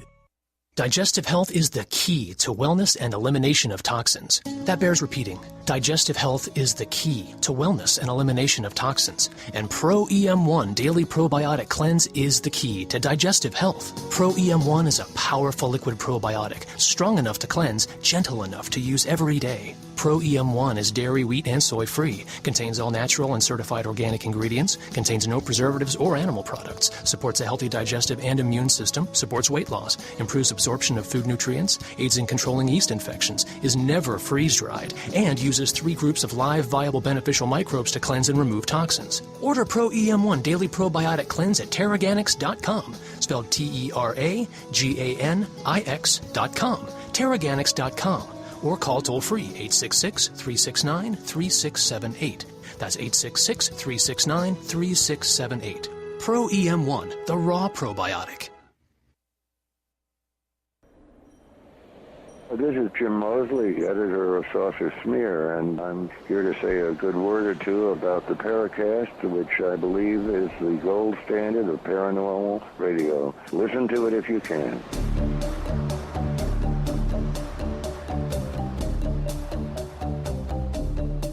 This is the show with Chris and Chris. Rutkowski and O'Brien with Gene Steinberg. Sometimes you're confusing me when you say, well, Chris said, and I'm like thinking. That's right. I'm doing that deliberately. You see, my intention when we have a situation where we have the name conflict is to either maybe call our Chris Christopher or call him Trickster Person. Oh, don't go there. Everybody will dog you. They already You know do. what happened? Gene, actually, now that you mention it, I have been in so many bands with another Chris. So I adopted my original Christen name, which is KK Barnes, Kim Keegan Barnes. So we can just call me KK. Okay, it's a deal. I can also be called the old guy, too. I don't think you can even get close to Gene. No, the only person on the planet who's older than I am is Jim Mosley. Oh. Stan Friedman doesn't hold a candle to that either, huh? Well, let's just say he's somewhere in the middle. Okay. Okay. That's where it goes. Okay, so some of these sounds were traced to a military base in Detroit? Just south of Detroit. Just south of Detroit, okay. And it seems that there's some activity there. And I suspect that in other areas around the country, there's a few things like that.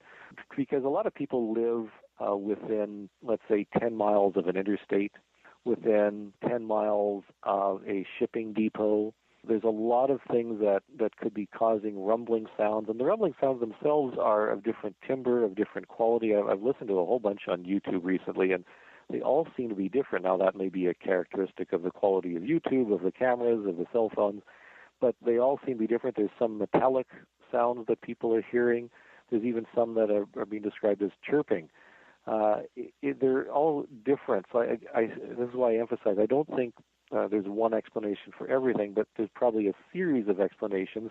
And I would use the analogy of UFOs, that there's probably explanations or possible explanations for a large percentage, and there may be a remnant of 3, 4, 5% of all the claimed mysterious sounds that don't fall into some easy categories, but I don't think they have much to do with the aliens. I suspect it has something to do with military operations or natural sounds. I mean, it's not a new phenomenon either. We can go back and listen to things like the Barisal guns, if we still get those. Right, the Taos hum, the Kokomo hum. Exactly. Kokomo hum, mysterious hums have been going on and being recorded for decades. So this is not new. I think what is new is that people have an easier time of recording these things now. In fact, there was a study on, actually not a study, but a survey on Reddit. I don't know how many of your listeners are also on Reddit or are Redditors, but somebody spent some time looking through all the identities of the posters who are posting videos and other recordings of the hums and the rumblings and so forth, and they found some consistencies in that a lot of them were conspiracy theorists. So automatically there's some suspicion that somebody's posting things that they think are mysterious themselves without being particularly objective about it. So maybe there's something to the sounds and maybe not, but I simply don't think we have enough evidence to automatically assume that they're all alien or all volcanic rumblings or all government conspiracies, and certainly not all of them are going to be due to HARP. Maybe we haven't switched it on yet this year. Who knows? Or it's the sound of the approaching end of the world. We're getting there. Well, it's 2012. But have you seen this year, other than the strange sounds, any increases in the number of sightings? When you go do your blog, there's a whole bunch of sightings in Canada for the first few weeks of the year. Yes, as a matter of fact, that is puzzling, the fact that we had so many at the beginning of the year. We normally get a small percentage compared to the bulk of the year in the first month of every year. I mean, January tends to be slow. Most UFO reports come from July. We normally get reports of the order of July, August tend to be the highest number of reports, and January is very, very low. But in 2012, we had a very big bump. I think we're looking at something like 50 or 60 or 70 reports for Canada for January alone. The other areas of the United States have also had very, very significant report numbers. So there seems to be a very big bump. We know that many of the cases, and we've actually been able to establish this. You mentioned Chinese lanterns towards the beginning of the show. We know that a lot of the cases in the first few days of January, and again, there's dozens of them, were due to people setting off Chinese lanterns and watching them go as part of a celebration. So we suspect that many of them are those, but at the same time, there are some reports that don't sound at all like Chinese lanterns. So we're not sure what's going on, but we certainly started 2012 off with a real bang in terms of numbers of UFO reports across North America. I know MUFON's been mentioning it in the last issue of their journal. I'll tell you what, though, we know about the big sightings, in the past, and whether any of these sightings will be as significant remains to be seen. But let's go to, as what Chris O'Brien or our KK or whatever he wants to be called, K-person, or K-Pax. Kim Keegan, how's that? K. Keegan Barnes. Whatever, I can't remember that. You can call him KK, but you don't have to call him KKK. Yeah, please. Oh, I like that. Don't go the extra mile. Okay. No. So KK mentioned, of course, you cut your teeth on Shag Harbor. Let's revisit Shag Harbor for listeners who haven't had the full story. Let's take a voyage back through time. It was Chris Stiles, another Chris, who really did all of the legwork on the Shag Harbor, although it was part of the big wave and flap in Canada in 1967, where we saw the Falcon Lake case in 1967 in Canada, Shag Harbor in 1967. There was a case in Charleswood, Manitoba in 1967. It seemed that the 1960s were very good for UFOs in Canada, and Shag Harbor is one of the classic cases where a number of people had reported seeing lights moving around on shore just off the coast of Nova Scotia in Canada. And they had seen a brilliant object seem to fall out of the sky onto the water, into the ocean, not too far away from shore. And it was reported to the RCMP, and the RCMP were notified. They enlisted the assistance of a number of fishermen who went out in boats, and they could see a light on the surface of the water that extinguished shortly after they had started making their way towards it. But when they got to where this light had been, there was a glowing green scum or diffuse material floating on the surface of the water and directly underneath the surface of the water. And they had studied it for some time. They tried to look around for debris, but there was nothing. And eventually the glow dissipated, and that was that. Now, there were attempts to try and find what had crashed into the ocean. Divers had come in. There were stories that the military had been brought in to go to the bottom of the bay and try and find things. And the story officially was that nothing had been discovered. Now, since then, the number of documents had been recovered through Freedom of Information Acts here in Canada, which is called Access to Information. And Chris Stiles and Don Ledger and other individuals who worked very hard on this found evidence that there seemed to have been some sort of cover-up, that there was military activity. There are stories of something being brought out from the water, loaded onto a flatbed trailer and taken away, which is exactly what you might imagine might have occurred. And yet the official story is that nothing was recovered. Not that nothing happened. In fact, this is what makes Canada's Roswell different from Roswell, in the sense that we have documentation that something really did happen. The Royal Canadian Mounted Police have their files, the Air Force has its files, and they all affirm that something actually occurred, but that simply nothing had been recovered from underneath the water. And that makes it very different from Roswell, because Roswell you can't We simply don't have the government admitting that anything happened whatsoever. Do you think anything happened at Roswell, just parenthetically? Yeah, I do think something happened, whether it was an alien ship or a military device that went astray tragically. I'm not sure. As you may have heard, I'm part of Kevin Randall's Dream Team, as it's been called. Well, I'll tell you what, just to tell you that the next episode of the Paracast will feature Kevin Randall, who will tell us about the Dream Team.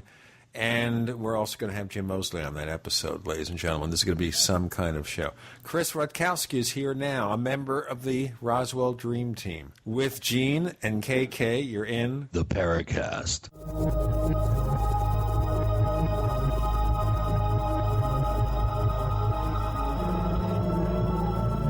The GCN Radio Network, providing the world with hard-hitting talk radio. GCN. Great talk radio starts here.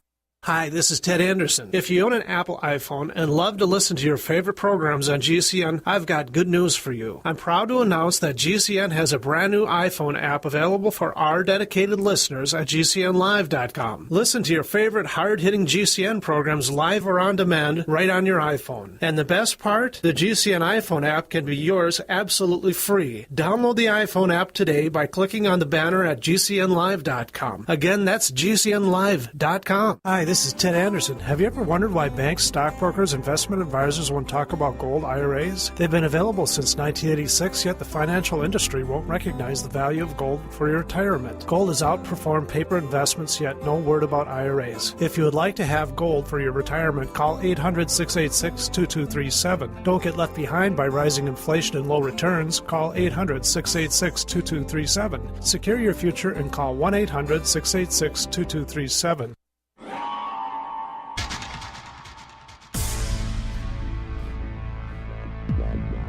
Welcome back to the Paracast, the gold standard of paranormal radio. And now, here's Gene Steinberg. I'm not going to get accustomed to this KK thing. No, I don't think you should. You know what? But you see, if I get mad at him, I just hit him with this. Hey, KK, enough of this stuff, KK. We have KK, Okay. we have Gene, we have Chris Rutkowski. That's my stage name, dude. Hey, dude. Okay. I had a stage name once, but you don't want to hear it. Okay, so you're part of, before we get back to Shag Harbor, you're part of the Roswell Dream Team. How'd you get sucked into that assignment? Sorry to say now. I was simply asked. Kevin had, I've known Kevin for a number of years, and we've been corresponding on a number of items. They were looking for someone who really was, knowledgeable about some of the work that had been done on the Roswell case investigation, but not someone who was directly involved so that they could be sort of independent and objective assessors of what some of the reinvestigations and rediscoveries can find. I guess I have a reputation, as again we've said right from the top of the show. I tend not to believe nor disbelieve. In fact, I often say I don't think you should believe the believers, but I think you should be skeptical of skeptics. And with that reputation, I guess I've been sort of viewed as the, independent, objective assessor, if that's possible. That's possible. And also the reality check. A reality check, yeah. Let's step back a little bit and take a look. What are the points of evidence that we really have? Are they really valid? Are there really no other explanations? Is this particular avenue a false hope? Are there red herrings involved?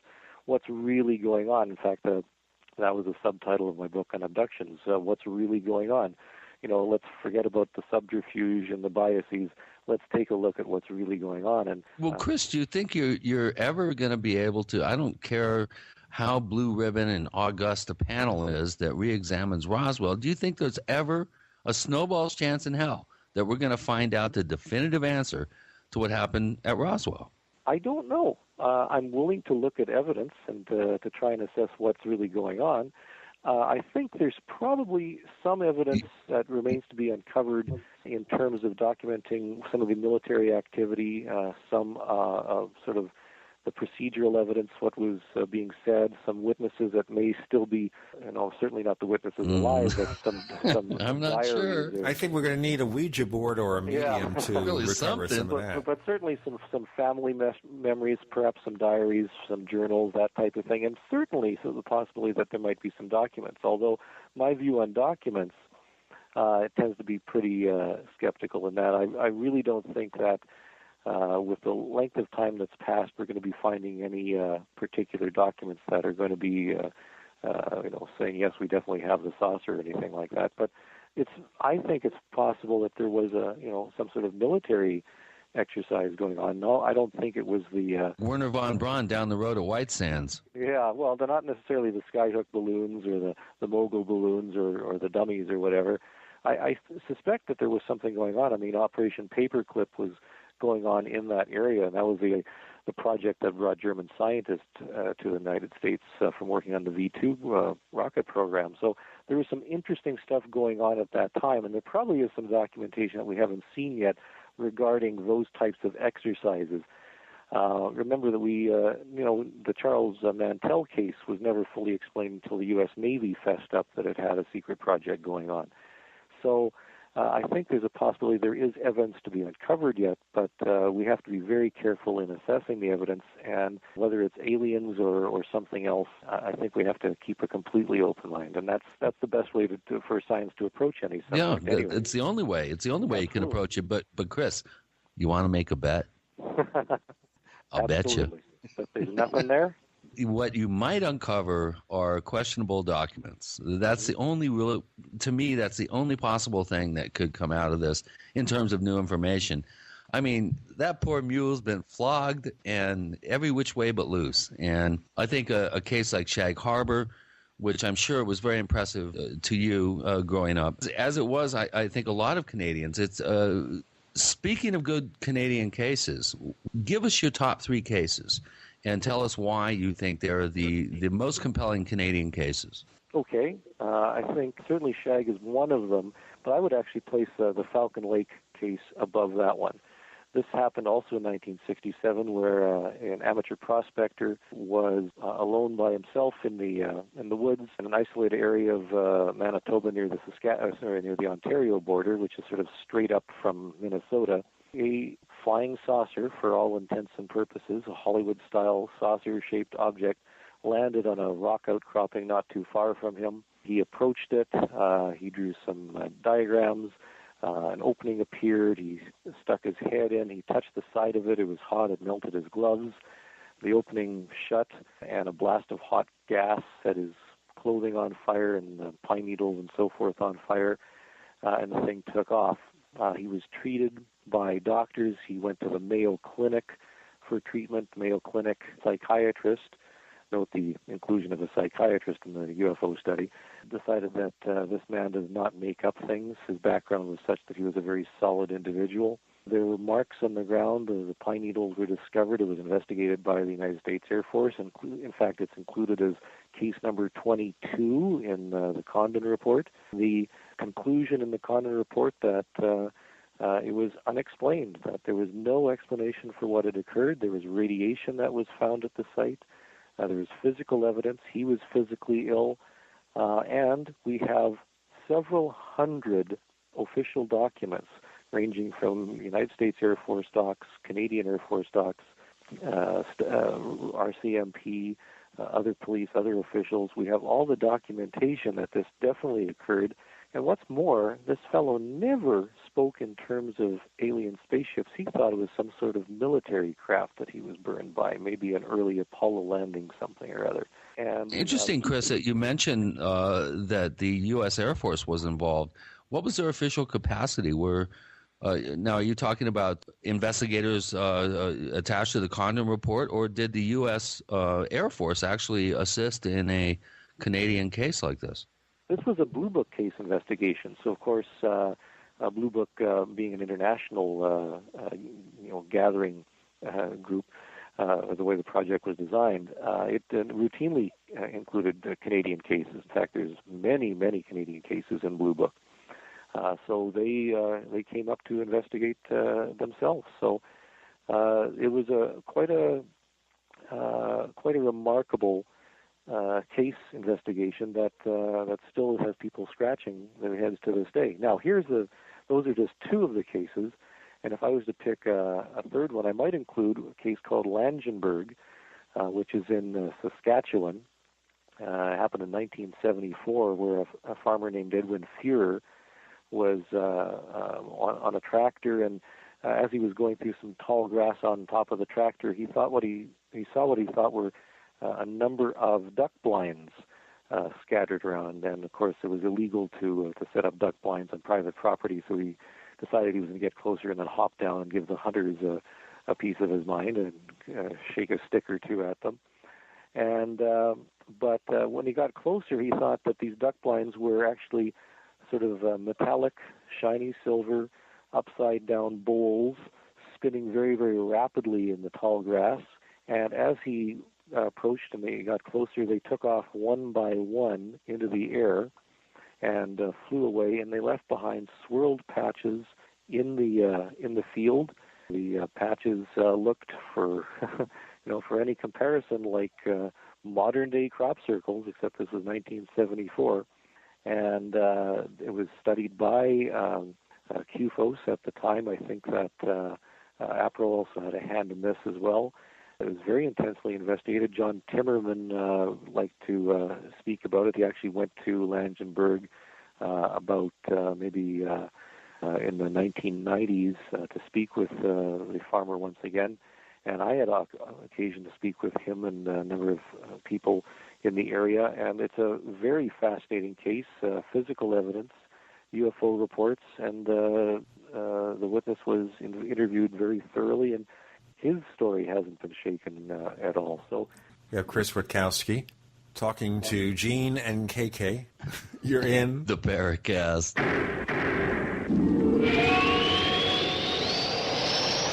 Are you ready to order the official Paracast t-shirt? You asked, we answered. We're now taking orders for the official Paracast t-shirt. It comes in white, 100% cotton. The front of it features the same logo that we have on our community forums. On the back it says, separating signal from noise. To order the official Paracast t-shirt, here's all you have to do. Visit our new online store at store.theparacast.com. One more time, that's store.theparacast.com. You can use a major credit card to place your order for the official Paracast t-shirt. Hey neighbors, we have one more thing to talk about, and that's more merchandise at the official Paracast store. We have hats, we have jackets, we even have a flip video camcorder customized with the Paracast logo at the official Paracast store. It's all now available at the official Paracast store, store.theparacast.com.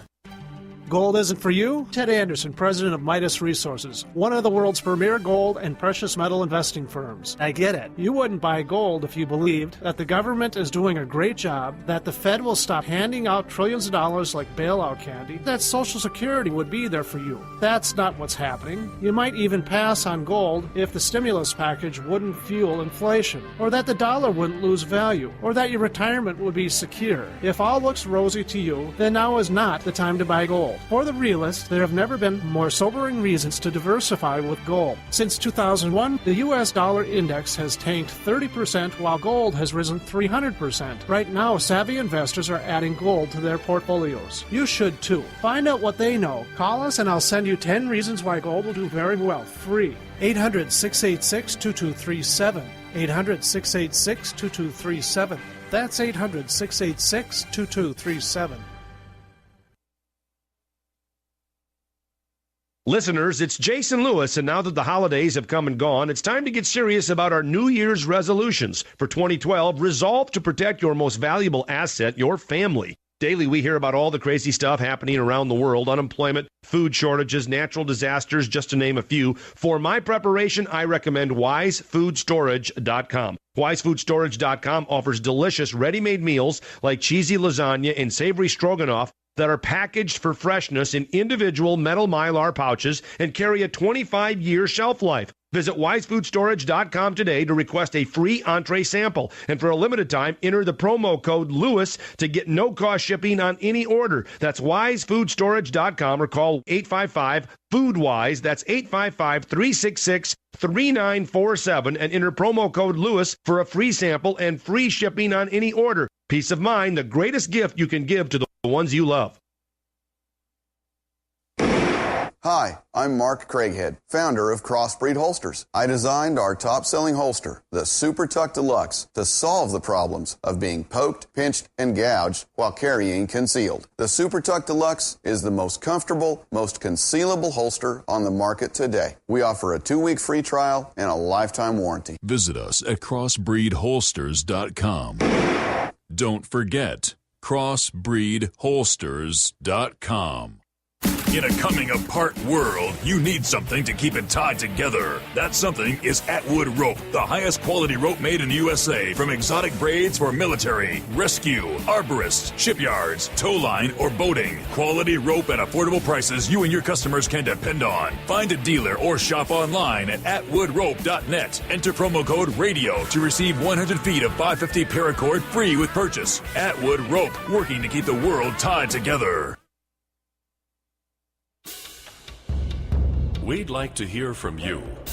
If you have a comment or question about the Paracast, send it to news@theparacast.com. That's news@theparacast.com. And if you'd like to catch up on past episodes, we have hundreds of shows for you to download, direct from theparacast.com. That's theparacast.com. Or check us out at iTunes. So you see, a long time ago I thought I had a co-host named Chris O'Brien, but he's really KK Barnes, right? Last time I checked my birth certificate. Okay, well that's where you go. And we have Chris Rutkowski. Chris, you don't have another name to mention, do you? No, not right now. No, I think Chris Rutkowski is enough of a mouthful. Okay. Gene Steinberg certainly does it for everybody. They hear that name once and say, that's it. Forget about it. Seriously speaking. How about the, was it the Michalak? Is that how you pronounce his name? Wasn't that a Canadian case, the guy that got zapped? That is the Falcon Lake case. Okay. And how do you pronounce his name?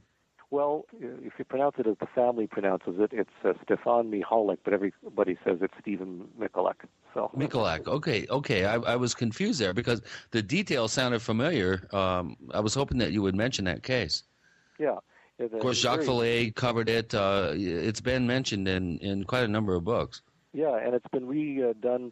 Unsolved Mysteries featured it in a segment. A&E's Unexplained Sightings.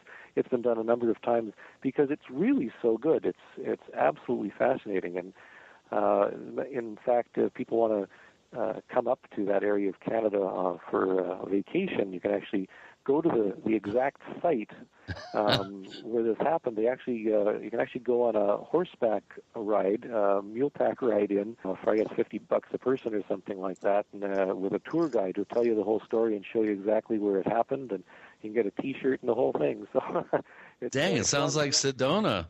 Yeah, that's right. If you want UFO tourism, there's another place to go. Well, Chris is getting involved now. Our Chris, or KK I did Barnes. My first one. Oh, my God. We have KK Barnes is now sponsoring these UFO sightseeing voyages. No, I'm not. It's first-class charter and tours. Okay. But if they pay enough money, they get KK. Yes, that's true, yeah.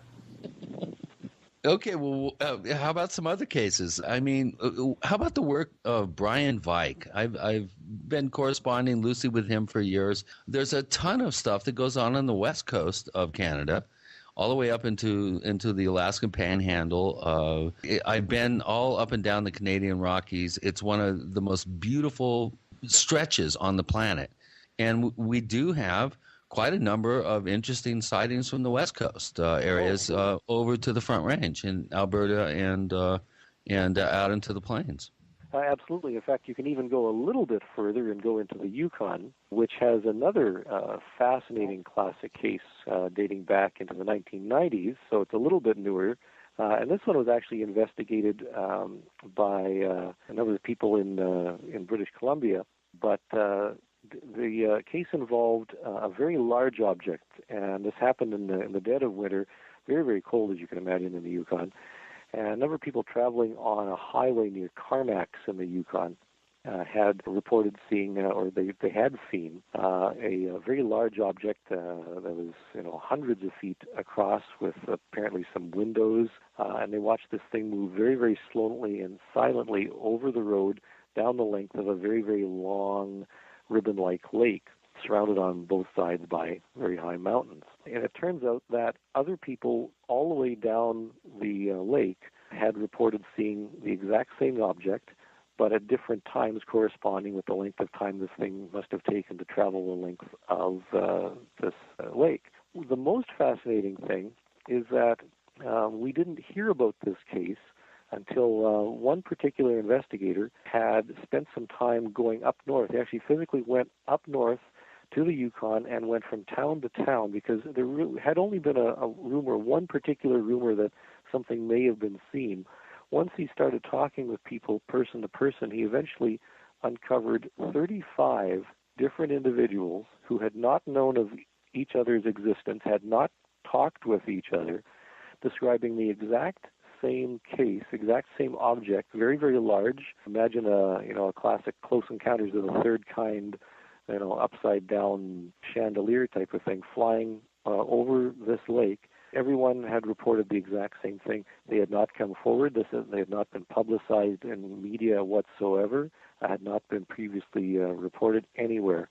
And only through a diligent investigation of one particular individual did the case ever come to light whatsoever. And it, to this day, stands as one of the best witnessed cases in all of Canada. Ooh. I beat you. Hey, I've been up there. I mean, you use the word highway in the same sentence as Yukon. Having been up there, we're talking about vast, vast land with nobody on it. I mean, individuals up there, there may be, one person for every 20 square miles, maybe, even more, 30, 40? Yeah. 50? And the towns are very few and far between, and they just, because it's right along this lake. And so are the gas stations. Yeah, exactly. Yeah, so basically your iPhone does not work there. Yeah, you wouldn't be able to get too much cell phone service up there, that's for sure. No, I'm not going. Don't book a vacation, Gene. No, I'm not going. I've got to have the Wi-Fi. If I don't have my broadband, I am helpless. Your MTV. No, I can live without the TV. I got to have my iPhone. My wife has to have her iPad. We've become spoiled. Yeah. But when you go into those areas that are so sparsely populated, do you find a fairly decent percentage of strange events? I would say yes. As a matter of fact, just over the past 2 or 3 months, we've uncovered another location in Canada. We actually haven't talked very much about this publicly at all. In fact, it was brought to my attention by a television crew from Quebec.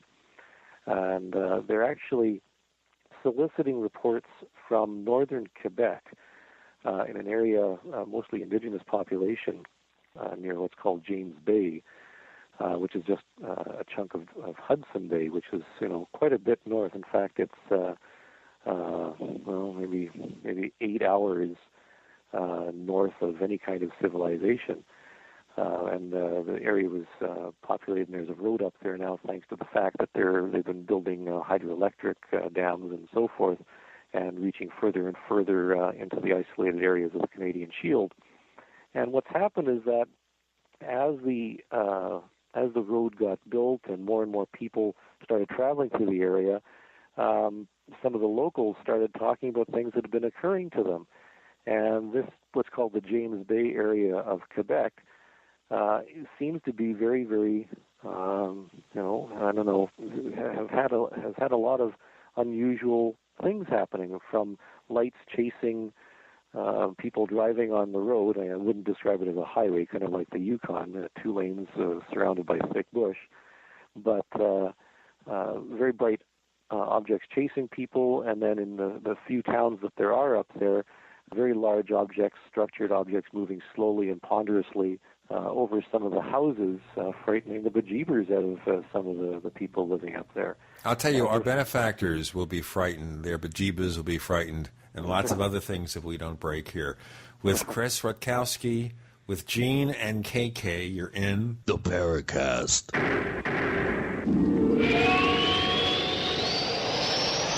America's #1 source for independent talk radio for over a decade. We are the GCN Radio Network. Graphic Converter is the image manipulation tool for the rest of us. It does not use any database. You get full control of all your files. Want to view the images of a folder? Drag it into Graphic Converter and a powerful browser opens up to show your image files. You could use it for slideshows. You could use it to import images from digital cameras or from scanners. Need to do some image editing? You can do that too in Graphic Converter. Also print catalogs. Convert from so many formats I can't even list them. Download now to see if Graphic Converter is good for you, like 1.5 million other users. Guess what? You could save money when you buy Graphic Converter. Use the coupon code Night Owl. Use the coupon code Night Owl to get a special price for Graphic Converter. Go to lemkesoft.com. That's LEMKE soft.com. lemkesoft.com. LEMKE soft.com. Has the United States been discovered in the Bible? Where does Islam fit in Bible prophecy? Is the New World Order world government? These and other crucial end-time questions are answered in the new DVD package, Understanding the End Time, from End Time Ministries. Jesus Christ said, "I tell you these things before they come to pass, so that when they do come to pass, you might believe." After you watch this 14-lesson DVD series, Understanding the End Time, you'll know more about Bible prophecy than the average seminary graduate. This DVD package normally sells for $280, but now is only $199. Order Understanding the End Time DVD package at endtime.com today for only $199 or call 1-800-END-TIME. That's 1-800-363-8463. 1-800-363-8463 or endtime.com. That's what it sounds like when a burglar kicks in the door of a dark house that looks like no one is home. Don't let your home be the next target. Make it look like someone is home watching television with Fake TV. Fake TV is a small electronic device that makes the same light as a real television. So from outside, it looks like someone is home watching TV. Fake TV plugs in just like a lamp on a timer, but is far more convincing to burglars. Fake TV deters burglars, costs far less than an alarm, and is highly recommended by numerous police departments. Use it anytime you're away from home. To order your Fake TV for only $34.95, go to faketv.com. or call 1-877-5-FAKE-TV. Each additional Fake TV is only $29.95, so get one for you and one for a loved one for safety, security, and peace of mind for both of you. Call 877-5-FAKE-TV or go to faketv.com. faketv.com, the burglar deterrent. Hi, folks. Jason Lewis here. Did you know USA Today reports that nearly 20% of parents plan to take a second job to pay bills and support their families? Well, bravo. I applaud responsibility. But I have a far better idea, a way for you to stay home and earn that second income to pay bills or get ahead financially. I recommend starting your own internet-based home business through IncomeAtHome.com. They can help you start earning money fast. No selling soap, no cold calling, and no pressure. No matter your age, education, or experience, you can do this in the comfort of your home. They provide the coaching and they bring potential customers to your home computer. You can literally earn money from your kitchen table. And you know, I recommend IncomeAtHome.com to all of my listeners. So visit IncomeAtHome.com and check out the $1,000 giveaway. That's IncomeAtHome.com. Don't forget to tell them Jason Lewis sent you. That's IncomeAtHome.com, IncomeAtHome.com, IncomeAtHome.com.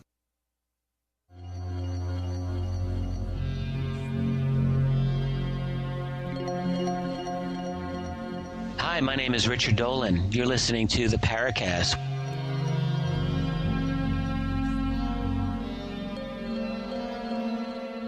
Rather famous KK Barnes is going to regale us with some musical tidbits and interludes, but not on this show. We're talking to Chris Rutkowski. We've gone to Quebec, we've gone to the sparsely populated areas of Canada, and we find all sorts of strange things going on, all sorts of weird goings-on over there. Indeed, and we're just in the process of working on the 2011 Canadian UFO survey. We haven't finished working on the full report yet, but I can tell you that while not a record number, we're approaching record numbers, and the highest number of UFO reports in Canada for any one year was 2008, when there was more than 1,000 cases reported in 1 year. And previously, we've been hovering around 700, 800, 900 reports per year, and I think that's where we were for 2009 and 2010. Of the cases, the increase of cases, do you find more wheat in the chaff there? More cases that can't be explained? Yeah, I think we do. It seems to be a constant percentage. We're talking 1, 2, 3, 4, 5% of the unexplained. So the more cases we get, the higher the number of very unusual cases that we'll receive every year.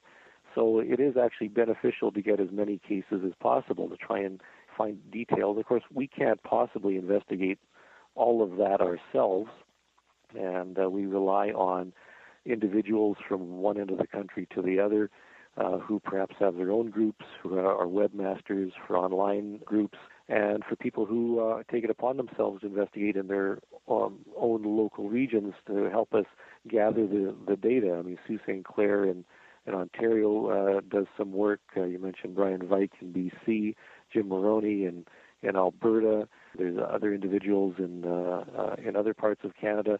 And what we get ourselves through ufology research here in Manitoba, we do get certain numbers of cases. We also get reports given to us by the Government of Canada, which makes our status relatively unique in ufology. We get reports that we glean from places like YouTube and Facebook, and Twitter has been a great way of getting case information and making contact with witnesses over the past few years as well. So we're finding more and more information, and cases are finding their way to us. Witnesses are reporting what they've experienced, and it does seem that people are slowly becoming more comfortable with reporting what they've seen, especially in forums like Facebook, where there's many, many different groups where people can discuss and bounce some ideas off one another. So I think we're in a kind of a new renaissance where UFO reports and UFO reporting are going to be becoming more and more commonplace. They're going to be easier to get more information. Certainly, we're going to get a lot more noise. If it gets fashionable, we're right, and that's the big question here too. Is it because there are more cases to be found, or because people are now more comfortable with these social networking environments to talk about things like this, or a combination? Well, it's probably a combination, but I think it's more of the people being more comfortable. I think there's always been people seeing things in the sky but not knowing who to report things to or how to report them. I think the fact that it's becoming more easier and more commonplace for people to, for example, on Twitter, seeing people say, hey, I just saw something. Who do I report it to? And you can actually look at those tweets and try and reply to them directly. Yeah, in real time. Find out more information. Pardon me, in real time, exactly. Yeah, in real time. Yeah, and that was one of the ideas from some of the early FIDO-net groups, like the alt-UFO.reports, which I actually had moderated at one point, and the theory was that everybody could be on there at the same time reporting and exchanging information, and unfortunately a lot of spammers got involved, and that killed that idea. Well, in the San Luis Valley, we're putting together a triangulated high-def camera array, pan-tilt zoom operated, motion detection, motion tracking, and then we're going to have a Skywatch channel for the local community to always have it on, and if we have an event, we're going to have an alert scrolled across the bottom of all the other channels. That's brilliant, and it shows you that what the technology can be used for and can be used effectively. I applaud you guys for doing that. That's a brilliant way of using the technology. In Norway, Hesteland did something very similar where they had the cameras going. And there's a lot of problems up there. Yeah, a lot of problems too. But the technology is out there and can be used in so many great ways, and your project down there sounds perfect. Well, looking at the kind of work that you're doing, are we seeing any progress in getting the scientific community to start really looking at it, not just pockets of it? No, I think the scientific community is still very, very jaded, and I think a lot of that has to do with the fact that a lot of the information that's being published now online and in print form is by people who are well-meaning, but they just don't have the scientific training and background to really sort through and have good methodology, and it's scaring them away. In fact, I suspect that, if anything, scientists are now even more leery of paranormal or unusual events than ever before, and part of that is because their own professions, whether they're biologists or astronomers or archaeologists, are making progress at such incredible pace, and the communication and this compartmentalization and specialization is getting so very deep that to venture out into an area where the research funding isn't there, and because they all scientists work where they're going to be getting some grant funding, that it's going to be very difficult for people to have their reputations tarnished by looking into a field that, from their standpoint, isn't worth very much at all. So I wish it wasn't so, but I have a feeling that the scientific community is getting a little bit further away from ufology, and that's why projects like yours, and certainly the Canadian UFO Survey, are invaluable for presenting good case data and good information to the scientific community, so that we can say, hey, you're not gathering the data yourself, but here's some data that's been gathered with good methodology and with good methodology, very important. Yeah. So that we take a look at this stuff. Well, thank you, and we are making strides on actually getting the software developed. That's the real curve in terms of development on the project, is getting the motion event detection and tracking and coordination between the cameras. That's all. That's a lot of writing code writing. And the technology is really the whole story here. As a matter of fact, I just reviewed. It's there. The technology's there. It's just the time that it takes to tweak code and do all the necessary software work that needs to be done development-wise. Right. And I just reviewed a book by an astronomer named Dmitry Sasonov about search for life in the universe. And in that book, Sasonov makes the statement that almost anyone today can become a planetary or an exobiology astronomer because the technology and the software is so commonplace. You could do it with a small scope from your backyard with a decent computer, and you too. The blazed refraction grating and separate the light into light spectra, and it's going to be hard for an optical physicist to argue with properly, gathered data with the proper methodology. Indeed. So, the technology is really allowing some fascinating developments in all fields, and I certainly look forward to what it can do for ufology. But it doesn't negate the fact that at the very foundation of ufology is case investigation. And I've made the statement a number of times that I think case investigation in terms of UFOs is almost dead as an art form or a science. Yeah, I agree. And it's something that we really do need. It's not enough to say, that there have been 10 sightings in Nebraska. Yeah, you need to not only investigate the case real time on the ground, but you need to go back and visit these people and see how it affected their reality. I'll tell you what, we have this reality that has to be impacted. Chris Rutkowski is our guest with Gene and KK. You're in Paracast.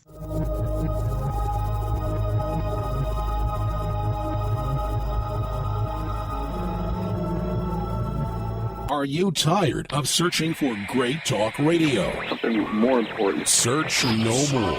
We are the GCN Radio Network. Is there a secret UFO agenda? Do strange creatures from the darkest corners of the mind roam the earth? Is there evidence for mind control, time travel, or devious government conspiracies? Find out the inside scoop on the latest conspiracies, paranormal activity, and Fortean phenomena when you subscribe to Tim Beckley's Conspiracy Journal.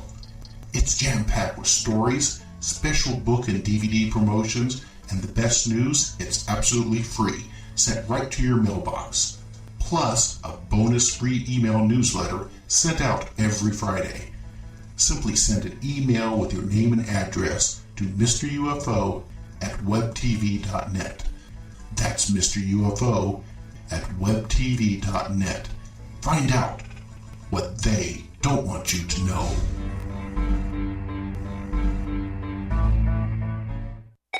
Don't answer it.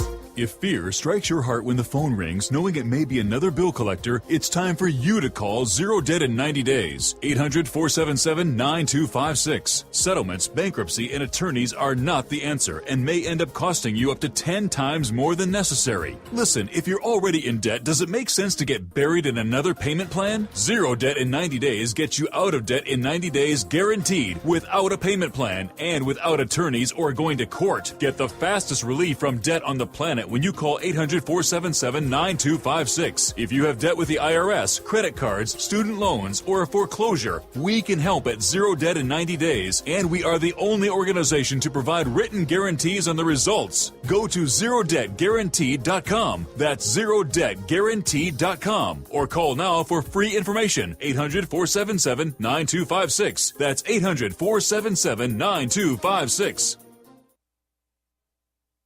Introducing a diabetes breakthrough, an easy, natural, organic way to bring relief to diabetics. Introducing MDS Forte, a concentrated super-strength extract formulated for those who are looking for relief. What can MDS Forte do for you? MDS Forte reduces glucose levels safely and effectively, reduces cholesterol and triglyceride levels, increases HDL or good cholesterol while reducing LDL or bad cholesterol. MDS Forte reduces A1C, improves eyesight and circulation to the limbs, and helps with weight loss. Is non-toxic, caffeine-free, 100% natural, 100% organic, and comes with a 100% money-back guarantee. Waiting for the side effects disclaimers? With MDS Forte, there are none. Order a 25-day treatment of MDS Forte by calling 213-405-5355, 213-405-5355, or visit bestbloodsupport.com. That's bestbloodsupport.com for MDS Forte, a diabetes breakthrough. Are you still a traditional smoker? Now experience a new lifestyle and try vaping with e-cigarettes by LeSig. Imagine no ashes, stains, nasty smell, or coughing and hacking. With LeSig e-cigarettes' revolutionary microelectronic technology, rechargeable battery, and unique replaceable cartridge, you'll get all the benefits and satisfaction of smoking without the hazards. Choose your taste from a wide variety of our new American-made vape-free e-liquids at LeSig.com. And LeSig smokes the competition by serving thousands of worldwide customers with real people customer service, fast, free, same-day shipping, and a 30-day warranty and satisfaction guarantee. So are you ready for a new vaping lifestyle? Then call 870-518-4307. That's 870-518-4307. Or visit LeSig.com, spelled LECIG.com. LeSig e-cigarettes for today's modern smoker. This is Leslie Kane, and I'm with the Coalition for Freedom of Information, and you are listening to the Paracast. Well, at least he's KK and not KKK. We'd be in trouble. That's right. That's exactly right. Chris Rutkowski joining us. We're happy to have him indicate that, serious scientific investigation of UFOs is alive and well. But do you think, though, that more and more concentration astronomers place on the possibility, the growing knowledge about exoplanets, planets in other star systems that may fit in that Goldilocks range that might harbor life, doesn't that make them the least bit curious that maybe something's going on right here and now? Well, I think that there is a very big race on right now among astronomers to find the super-Earth. The announcement, it probably will come from some of the Kepler studies, but somebody is going to make an announcement probably within this year, within 2012, that a planet very much like Earth, in fact, for all intents and purposes, Earth-like, will be announced sometime soon.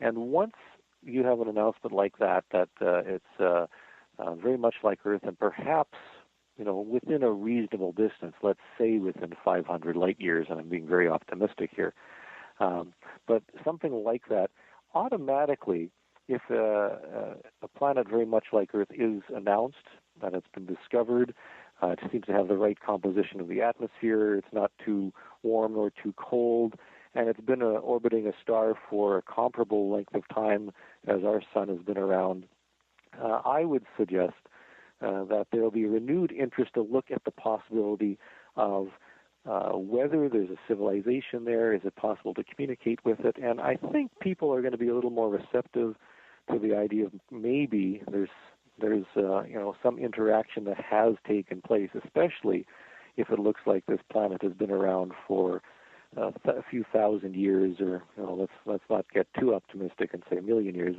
but some length of time longer than Earth has been around. And that would automatically suggest that civilization might have existed on that place for a long period of time, and maybe they figured out some way of communicating or traveling between the stars. And I think that will really set the tone for a renewed interest in life out there and ways of communicating. Now, is there any possibility at all that this could lead to some sort of gradual disclosure, that as we become more accepting that life is out there, intelligent life most probably, that creates the climate to express evidence of what's going on here? Or is that a pipe dream? It's possible, although, and I've said this before, that I'm not sure what there is to disclose. And what I mean by that is, I don't think that the sounds familiar, Chris. Yeah, I don't know if the smoking gun is there, even though it's a great website. I don't think that we're going to find the little green guys in pickle jars sitting on somebody's laboratory shelf, dulce or otherwise.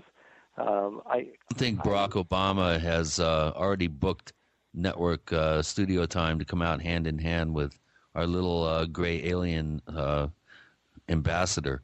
Yeah, absolutely. So I really doubt that there's much to disclose. In fact, the Canadian experience is very different from the American experience in the sense that we've been getting Air Force and official government UFO reports all along. There hadn't been very much to disclose at all.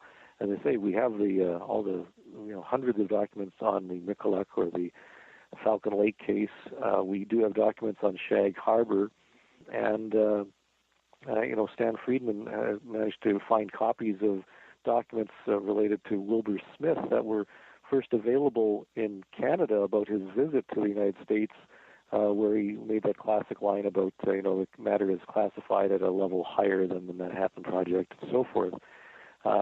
Canada has had a different policy because it's a different country and different regulations regarding classification schemes. And we've had the UFO reports coming to us all during the Canadian UFO survey, where a military officer or somebody makes a report to a military base. The cases are available. So the disclosure there is puzzling.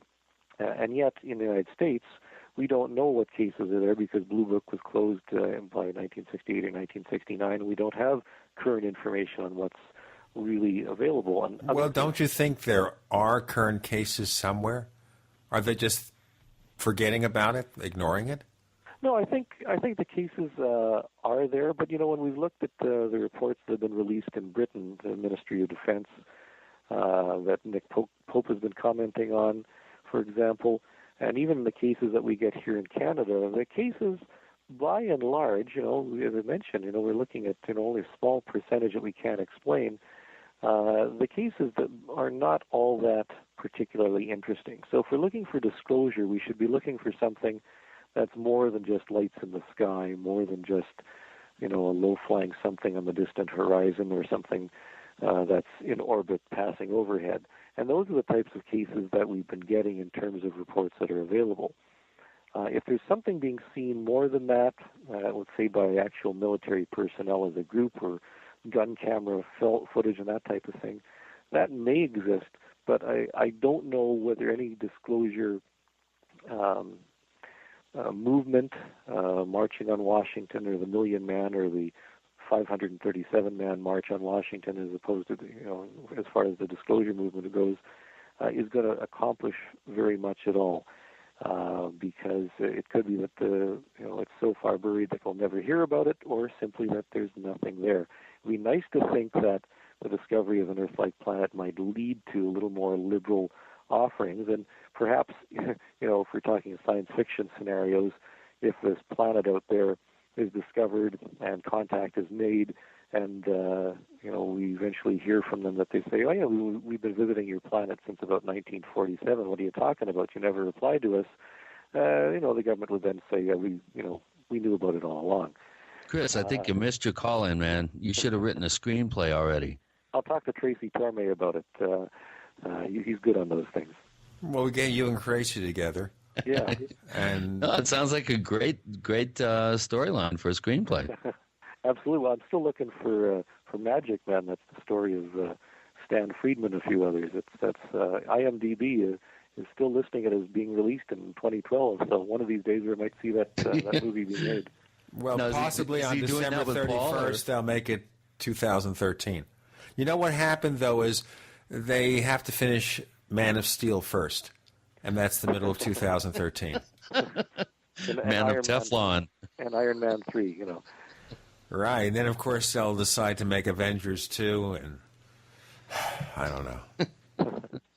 And maybe they'll decide to have a sequel to The Dark Knight Rises. Yeah, well, and of course there have been some interesting UFO movies recently, and people have said, well, maybe that's preparing us for the truth too. We had Super 8, and right. There was District 9. That was my favorite.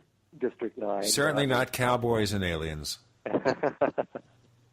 That was one like District 9. Aliens have been, put into the townships in South Africa.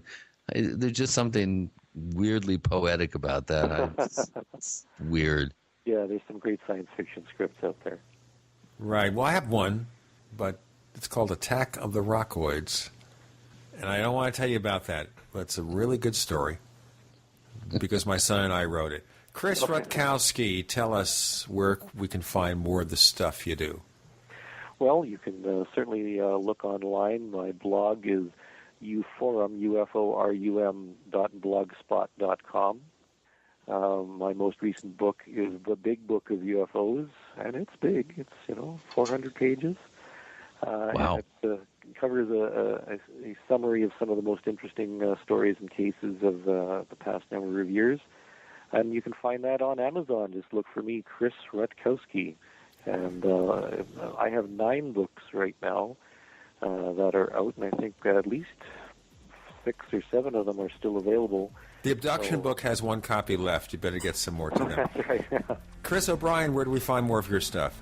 Well, we're always here at the Paracast interviewing, I think, pioneering scientists like Chris Rutkowski, and I think it's important for everybody out there to, to go to ourstrangeplanet.com when it's totally put back together. And we're working on that. Chris Rutkowski, thanks for joining us this week on the Paracast. Thank you, KK and G.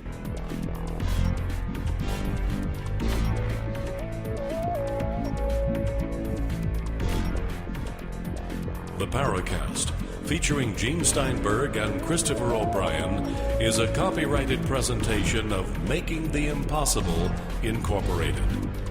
Tune in next week for a new adventure in The Paracast.